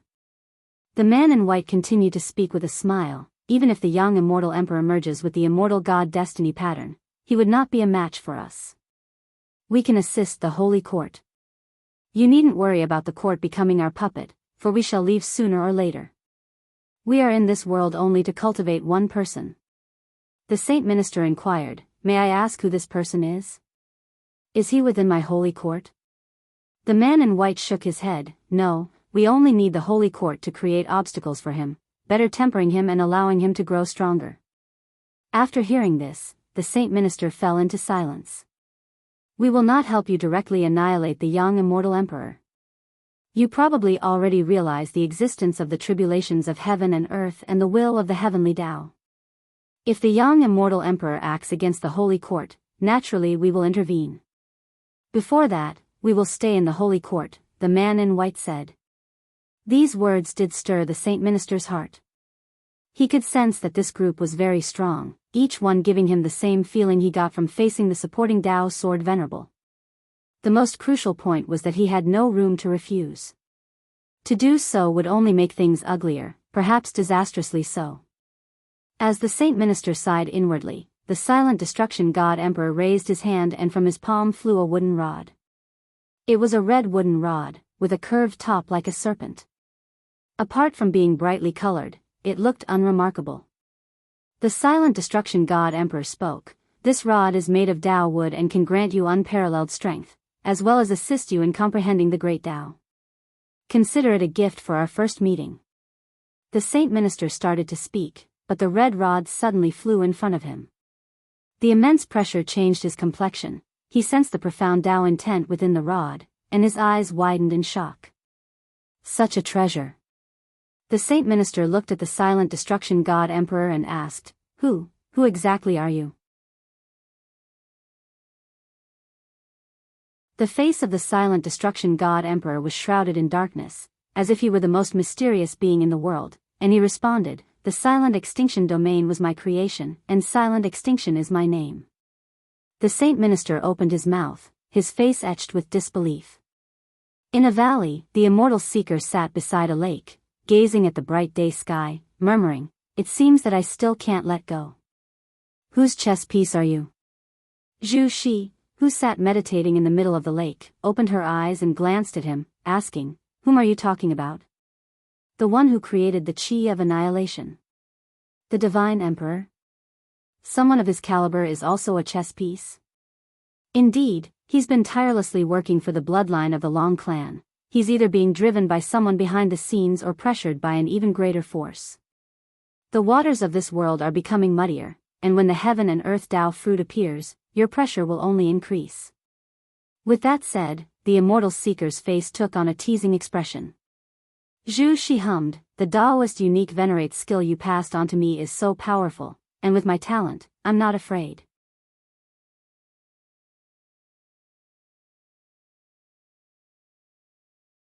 Chapter 520, Inheritance, the Thousand-Year Battle. The Taoist unique venerate skill is indeed formidable. If one can grasp its essence, dominating a corner of the great thousand world would not be an issue. However, this skill is not so easy to cultivate. The immortal seeker said nonchalantly as his thoughts lingered on the distant Holy Court. He knew very well how powerful the silent destruction god emperor was, and for that reason, he felt the situation in the world was spiraling out of control. He was only a reincarnated being. He could not intervene in the workings of the heavenly Tao. His role was to assist others. But no matter how great the opportunity he provided Zhu Shi, for her to possess the strength to contend with the silent destruction god emperor before the change of the era was utterly impossible. After Zhu Shi mentioned the Taoist unique venerate skill, her confusion resurfaced. She asked, "What exactly is the origin of the Taoist unique venerate skill?" "In the process of cultivating it, I saw many figures. If they all practice this skill, do they belong to the same sect?" The immortal seeker looked at her and smiled. "Not just anyone can cultivate the Taoist unique venerate skill. This skill is passed down in a single lineage, and I too have only received its technique, never having cultivated it myself. Zhu Shi pondered this after hearing his words. The immortal seeker stood up and said, "Continue with your cultivation. I'll step out for a bit." Zhu Shi did not inquire further but closed her eyes and continued to perceive the Taoist unique venerate skill. Even though she had regained her memories of Xingtian, her interest in the Taoist unique venerate skill remained. With her talent, comprehending the Taoist unique venerate skill still proved to be a struggle, which was enough to indicate the unfathomable depth of this skill. The arrival of the silent destruction god emperor and others did not change the overall situation of the world. Against the backdrop of strife between the Holy Court and Immortal Dynasty, prodigies rose, and great cultivators who had been in seclusion for long periods broke through their limits, reaching higher realms, shaking heaven and earth. The number of living beings between heaven and earth dwindled, with cultivators moving toward the central region of the celestial spirit great world and mortal spirits fleeing to the edges. The number of mortals on the 9-spirit continent was increasing, leading to sects springing up like bamboo shoots after a rainstorm, and even demons began staking out their territories.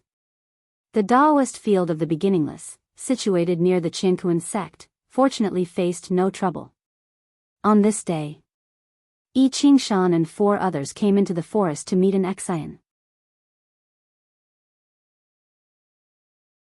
All 5 had successively reached the Nirvana realm in cultivation, but they still acted with restraint in front of an Exian. They could never ascertain Nzin's cultivation level, so they believed her realm to be far above theirs. A sect's main technique inheritance is missing? An Exian asked, frowning. Yi Qingshan's face showed a bit of awkwardness. He cleared his throat, braced himself, and said, "Indeed, figures from the sea sects have appeared on the fringes of the mainland. They have deeper resources and are constantly recruiting mainland cultivators. Numerous families and prodigies in our Qiankuan sect have been poached. Ultimately, the Qiankuan sect lacks exceptional advantages." He felt there was no reason to come to an Exian, but recalling the thousands of years they had known each other and the familiarity that had grown, coupled with the urging from the higher-ups in the sect, they had no choice but to approach her. The Qiankuan sect was no longer just their sect but belonged to 1,000,000 disciples. For the future of the sect, what was the harm in losing face? After all, Yi Qingshan was prepared for the awkwardness of being rejected. Qingmeng followed up, "Senior, we dare not demand that you bestow upon us such an inheritance, but even just pointing us in the right direction would be appreciated." The other 3 echoed in agreement. The 5 of them had ventured out for 1,000 years, but within the entirety of heaven and earth, they were still at the bottom. Their cultivation techniques, spells, and divine skills were quite mediocre within the immortal Tao realm. An Exian quietly watched them, making them so ashamed that they wished they could shrink into the ground. Suddenly, an Exian pursed her lips in a smile and said, "I do indeed have an inheritance that suits you." At these words, the 5 of them looked up at her with surprise.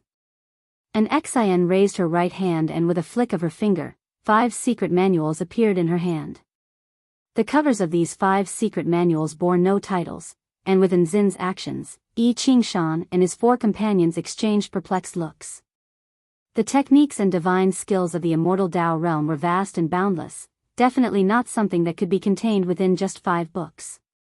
They dared not offend an Exian, however, and could only grumble in their hearts. "Choose one," an Exian said with a smile, feeling secretly thrilled. Was this what it felt like to pass on one's teachings? Before coming here today, her master had handed her the 5 secret manuals.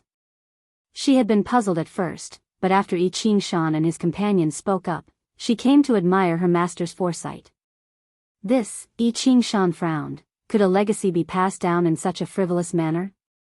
An Exian raised an eyebrow, and Yi Qingshan immediately stepped forward to draw a manual from her hands. Seeing this, an Exian put the other 4 manuals into her sleeve and turned to leave, leaving behind a final remark: "This cultivation technique will now be the main technique of your Qiankuan sect. I hope you will use it for good." Hearing this, Yi Qingshan and the others hastily paid their respects and watched her figure disappear into the depths of the forest before they gathered to examine the manual. I Ching Shan opened the first page and read aloud, Heaven and Earth Primordial Skill, Qinkuan. It does suit our sect's name, but, Gu Changxing hesitated. He wanted to say an Xian was playing a trick on them, but feared being overheard by her. I Ching Shan turned to the second page, and instantly, a burst of golden light emanated from within, enveloping the 5 cultivators. Their expressions changed dramatically, and their gazes became distant and unfocused. By the lakeside, Guan was sparring with Qin Chuan in swordsmanship. Having reached the immortal Dao realm, the actual moves were no longer important, but Guan used them to guide Qin Chuan towards Sword Dao enlightenment. Qin Chuan had an extremely high comprehension of Sword Dao. Each year, he could feel himself growing stronger, but whenever he sparred with his master, he felt his own Sword Dao was childlike and posed no threat to his master. Guan held the Cyan Hong sword with the blade sheathed, countering Qin Chuan's sword techniques with just the scabbard, and leading him into other moves. At a glance, Qin Chuan seemed like a puppet effortlessly manipulated by him. LV Xian sat under a tree not far away, intently watching, seeking to understand Gu An's Sword Dao. Though he did not specialize in Sword Dao, having seen the 3,000 Great Dao, he believed he could gain insight by analogy. After a while, Guan pressed the scabbard to Qin Chuan's forehead, immobilizing him, signaling the end of their sparring session. Qin Chuan let out a sigh of relief, a smile spreading across his face. Master, I understand now. Guan sheathed his sword and then beckoned to LV Xian, who immediately ran over. What do you think about holding a contest in our dojo every 1,000 years, where except for me, all of you participate? Guan asked with a smile. Hearing this, both LV Xian and Qin Chuan's eyes lit up. They both harbored competitive spirits and were naturally eager to prove themselves before their master. The two agreed without hesitation, even somewhat impatient to start. Guan had suggested this because everyone in the dojo had already reached the Nirvana realm, and there were no particularly weak practitioners. Moreover, each one had received his personal teachings, and the Daoist techniques and divine skills they possessed were distinct. Of course, besides applying pressure to his disciples, he also wanted to liven things up. It won't be a contest of who's strongest. Each time, I will personally select your opponents. You only have to fight one battle, and after 10,000 years, you all will inevitably have faced each other, Guan said, still smiling. LV Xian and Qin Chuan naturally had no objections and were already looking forward to it. I'll tell you in advance, you two will be each other's first opponents, Guan said with a chuckle. Upon hearing this, LV Xian and Qin Chuan instinctively looked at each other, then after their initial shock, a fighting spirit and confidence ignited in their eyes, each believing they could win.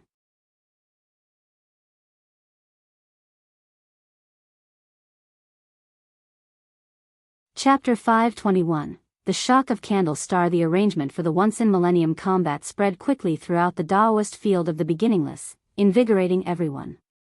Staying within the dojo, they spent most of their time in cultivation, which inevitably could become monotonous, so having something to look forward to was naturally good.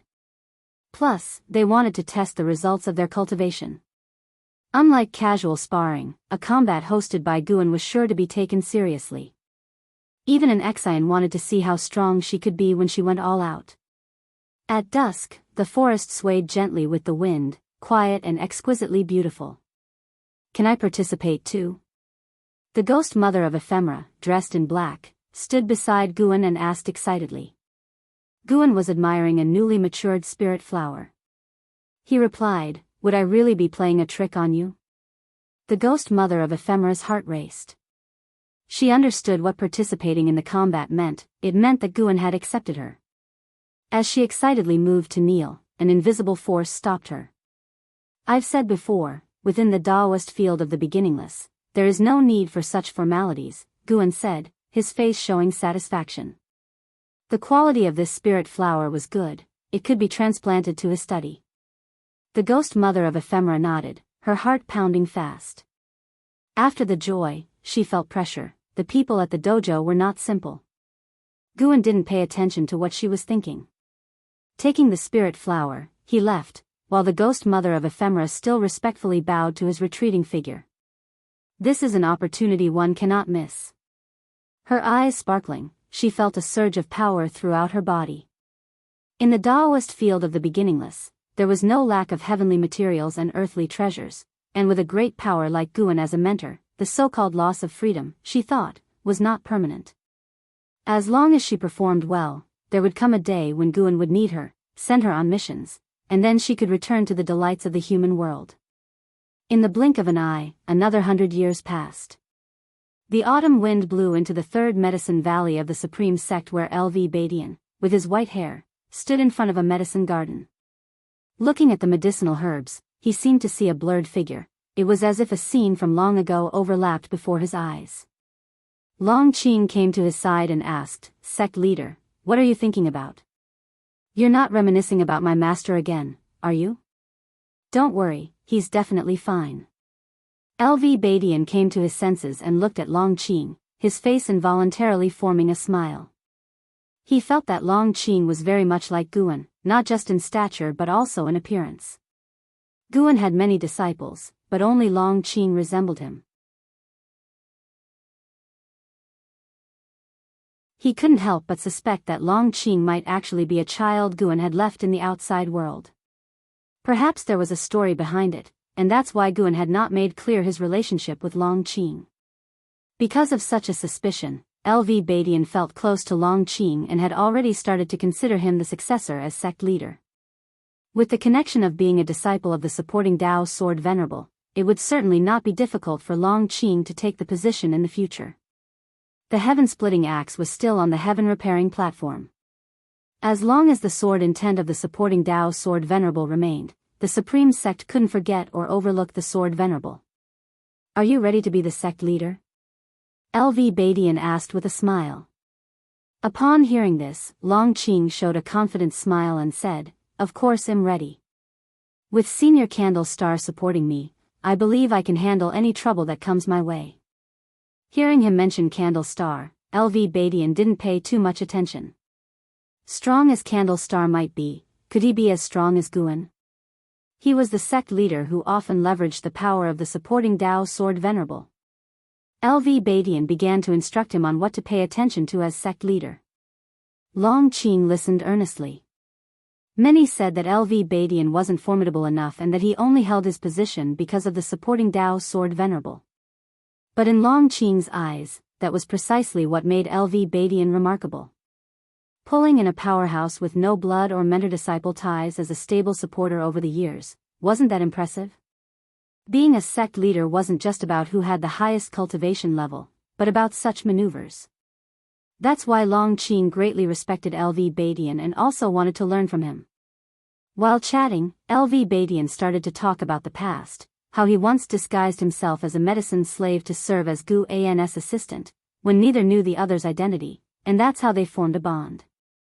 Each time he talked about these past events, a smile would slip onto L.V. Badian's face. Unable to help himself, Long Qing spoke up, the words he said, "Maybe he was guiding you on how to be a better sect leader. After all, how could he not know your identity?" L.V. Badian paused momentarily, and then chuckled, shaking his head, "Indeed. But he could have chosen someone else, yet he chose me, who had made mistakes. His broad-mindedness is unimaginable. When I think about it, as long as one doesn't commit heinous crimes, he always provides an opportunity for redemption. This is also my principle for being a sect leader. Is this person beyond redemption? Must this person be expelled from the sect? I'll make a decision once I've thought it through." Long Qing found this reasonable and silently noted down these words. They hadn't noticed that a figure was approaching the entrance of the third medicine valley. Ever since the supporting Tao Sword Venerable left, the Supreme Sect had not sent disciples to guard the Medicine Valley. It used to be out of fear of disturbing the supporting Tao Sword Venerable, not to protect the valley's safety. Thousands of years had passed, and while disciples still remembered the legend of the supporting Tao Sword Venerable, the vast majority knew nothing of his connection with the Third Medicine Valley. Now that disciples entered and exited the Third Medicine Valley, no one would stop them. The man in white who entered the Third Medicine Valley had a black cloth tied around his waist with a treasure sword at his side. His long hair was casually tied behind his head, with strands on either side of his face fluttering like willow catkins, reaching down to his chest. He was very handsome, and the female disciples he passed couldn't help but take extra glances. His expression indifferent, he observed his surroundings while walking deeper into the valley. Suddenly, a figure appeared in front of him. It was Candle Star from the battle court.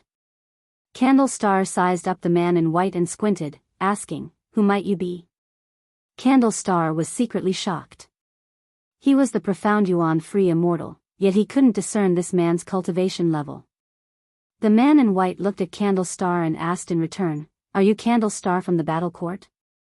Upon hearing this, Candle Star's brows furrowed deeply, surprised that the stranger recognized him. "Just who are you? I'm not here for you, nor will I interfere with your plans." The man in white interrupted Candle Star, his words cold. He then moved past Candle Star and continued on his way.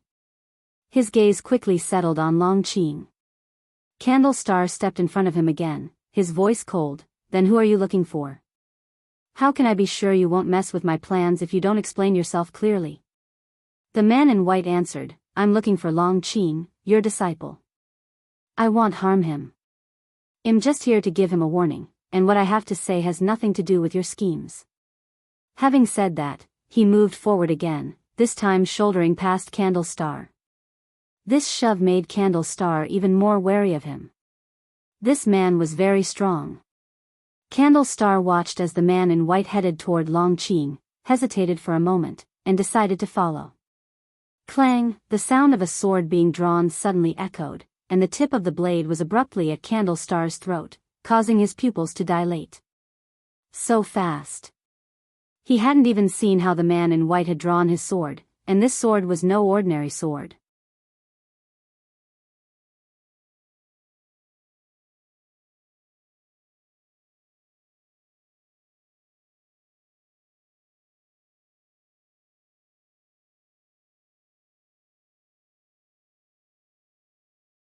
Long Qing looked up at Long Jun and asked, "Then do you know my master?"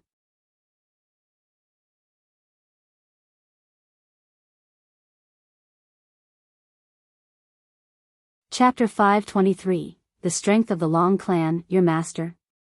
Long Jun frowned, his tone revealing confusion as his gaze shifted to Candle Star, and he asked, "Besides him, do you have any other masters?" Upon hearing this, Long Qing and Candle Star exchanged a glance. Long Jun actually didn't know about this. What did that imply? Did it mean that Gu An's Dao practice exceeded Long Jun's? It could also mean that Long Jun truly might be from the past, for if he were a man living in the present, it would be impossible for him not to know the name of supporting Dao's sword Venerable. Seeing their expressions, Long Jun immediately raised his hand and began to calculate with his fingers. Candle Star suddenly relaxed, thinking that if Long Jun couldn't deduce Long Qing's backer, didn't that suggest the future might not be as he had seen it? His choice of Long Qing was not just because of Long Qing's bloodline but also because of Long Qing's background. In his view, why would supporting Dao's sword Venerable take action to shield all living beings from silent destruction God Emperor, if not to protect Long Qing? There were too many coincidences. Long Qing, pursued and hunted, receiving protection from a hidden great power, surely had unknown cause and effect. Long Qing broke the silence, asking, "If you're truly my ancestor, can you deduce how many members of the Long clan are still alive in the world?" As he grew older and more experienced, Long Qing wasn't foolish. He felt that his master had not just stumbled upon him by chance. Even if it was a coincidence, why would his master adopt him after seeing through his origins? No matter how he thought about it, he felt it was very likely that his master was also a member of the Long clan. Unable to deduce anything about Guan, Long Jun said, "I have calculated. There are only you and I." He furrowed his brows and hesitated before asking, "Could it be that you have another master?" "That's right, if he hadn't taken action, would have died long ago," Long Qing replied. After hearing this, Long Jun's brow relaxed, and he mused to himself, "No wonder there are so many unclear areas." Long Qing no longer spoke further, instead beginning to weigh the divine skills Long Jun had mentioned. Even though he had another master to rely on, if that master was not from the Long clan, How could he drag his master into this predestined karmic retribution? No matter who your master is, I can confirm that he has no blood relation to the Long clan, and in the end, you must still bear the fate of our clan, Long Jun said to Long Qing with seriousness. He did not further inquire about Long Qing's master because he comprehended how vast the great Tao was due to his high realm.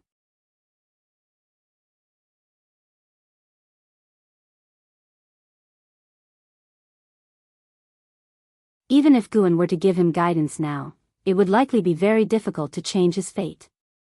Of course, Guan would not guide him, as his karma lies in the past. To interfere with the past would only court more trouble in the present. Guan was puzzling over one thing now. How was Long Zhan's lifespan evolution ability passed on to the descendants? He suspected there was another cause. Perhaps the silent destruction god emperor and the war court simply mistook the son of Long Jun to have inherited Long Zhan's capabilities, thereby asserting the bloodline of the Long clan as special. Regardless, Long Jun was, after all, Gu An's grandson. Though he was a reincarnation body, he could not simply ignore that.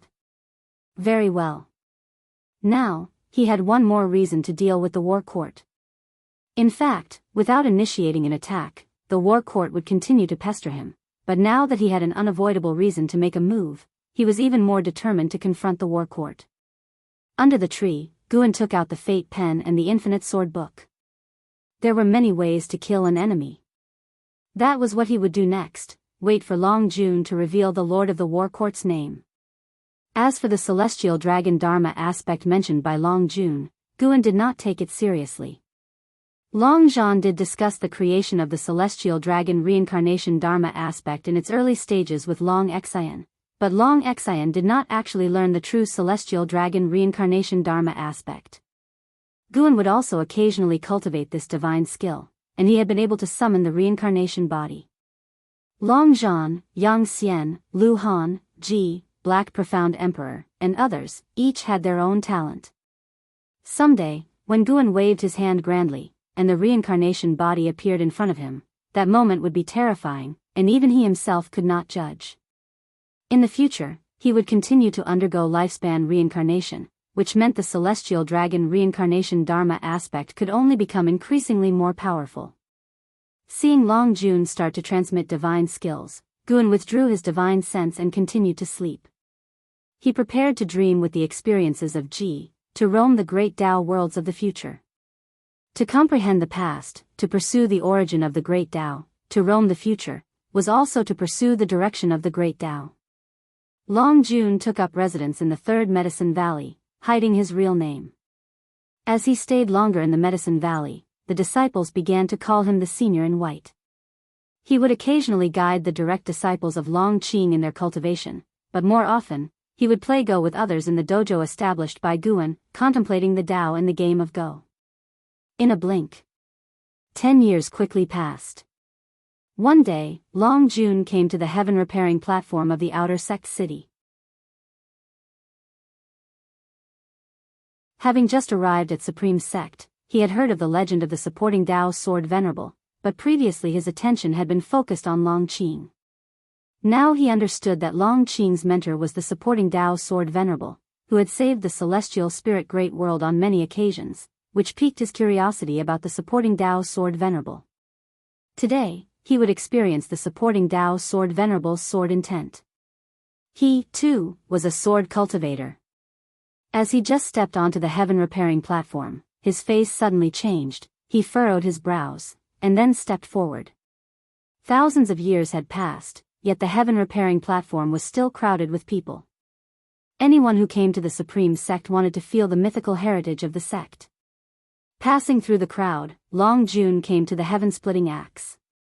Standing beside the heaven-splitting axe, Zui Yijin glanced at Long Jun. Seeing his extraordinary bearing, he assumed he must be a great cultivator.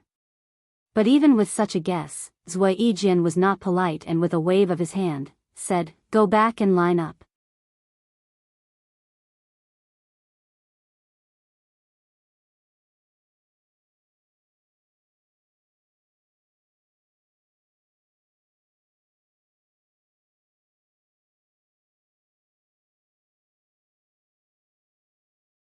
Liya was also startled by Long Jun, instinctively raising his sword, but when he saw Long Jun, he was momentarily confused.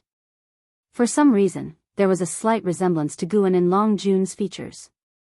Upon closer inspection, it wasn't similar. Liya cursed to himself, feeling that he was being absurd once more. He tried his best not to think about Guan, fearing it would lead to laxity. "Senior, may I ask what brings you here?" Liya asked neither servilely nor overbearingly. Long Jun asked, "Where does this sword Dao come from?" Liya replied, "Sacred Heart Sword Dao." "Has Senior heard of it before?" Seeing how tense the sword annihilation ancestor was, Liya felt panicked inside, but he had to maintain composure on the surface. If the other party wanted to kill him, with the speed displayed, he wouldn't even have time to react. Perhaps he wasn't an enemy.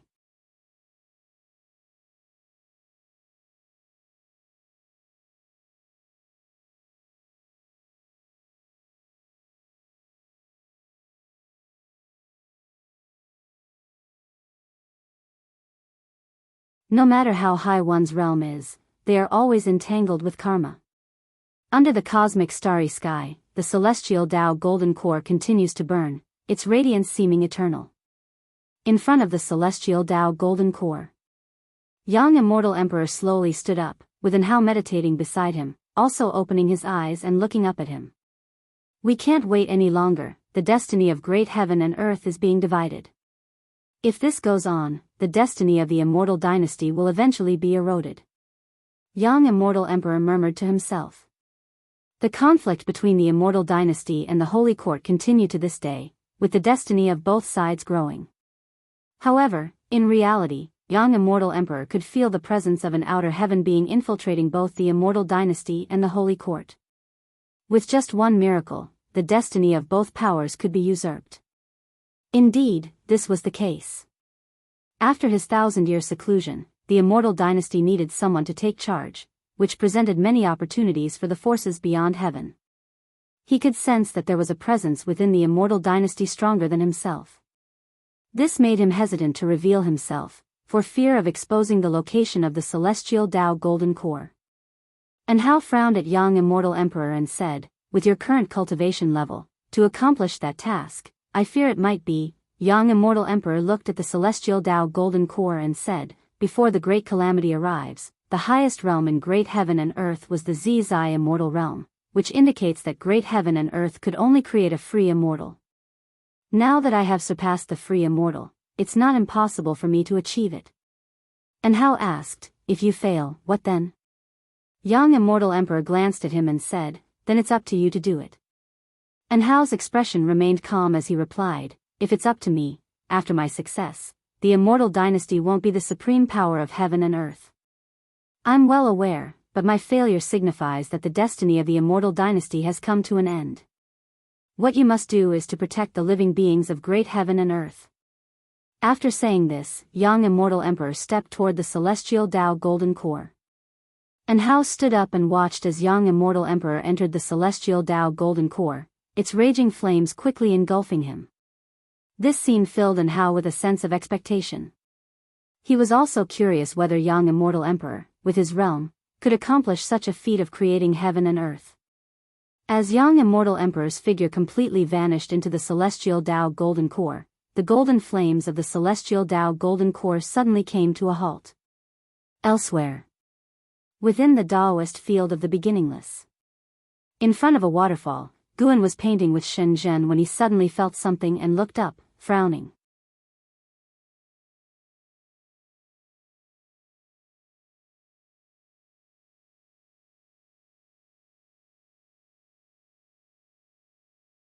Chapter 526. The existence representing the will of the heavenly Tao. Young immortal emperor appeared above the celestial Tao light layer, transforming into a radiant sun, allowing all living beings to witness his brilliance. His vast mana had already enveloped the entire great heaven and earth and even extended into the depths of the universe. Behind him, fierce flames converged into the form of a celestial Tao golden core. This golden core was even more enormous than the 7 suns above the celestial spirit great heaven and earth. Figures flew out from heaven and earth, looking at young immortal emperor with fear. Yet faced with young immortal emperor's imposing presence, no one dared approach him. Who is he? The lord of the immortal dynasty, young immortal emperor. What is he trying to do? Such a powerful aura. How high is his Tao practice actually? He hasn't gone into demonic possession, has he? It doesn't seem good. Could it be that he is going to make a move against the holy court? The cultivators of the immortal Tao discussed among themselves, unease swelling in their hearts. Facing the ever-increasing aura of young immortal emperor, no one dared to make a sound. Far away in the supreme sect, Long Qing also looked up at this scene. When Candle Star appeared beside him, he couldn't help but ask what this anomaly was. The Lord of the Immortal Dynasty seeks to use the power of the heavenly Tao to restore the shattered Great Thousand World to its original state, that is, to bring the various great heaven and earth together, Candle Star said with a serious face. Young Immortal Emperor, who was merely at the Daoist Zhang Zizai Immortal Realm level, exhibited an aura that even made him, the profound Yuan Free Immortal, tremble with fear. Upon hearing this, Long Qing felt shocked, and at the same time, a greater confusion arose in his heart. He further inquired, what good is it to bring the great heaven and earth together? Far away in the Daoist field of the beginningless, Shenzhen also asked Guan this question. Guan replied, when the heavens and the earth merge, destinies will also merge, allowing those who contend for the destiny of heaven and earth to have more destiny. Also, from the perspective of the heavenly Tao, this is indeed a good method. The current constant catastrophes are because the celestial spirit great heaven and earth has reached its limit of endurance. The heavenly Tao hopes to alleviate the pressure on heaven and earth. Moreover, other heaven and earths in the universe are successively encountering massacres, many of them are even devoid of life. At this time, all the heaven and earth combined, the new heaven and earth will have stronger endurance. Perhaps the beings of the celestial spirit great heaven and earth can thus avoid a catastrophe and welcome a new era.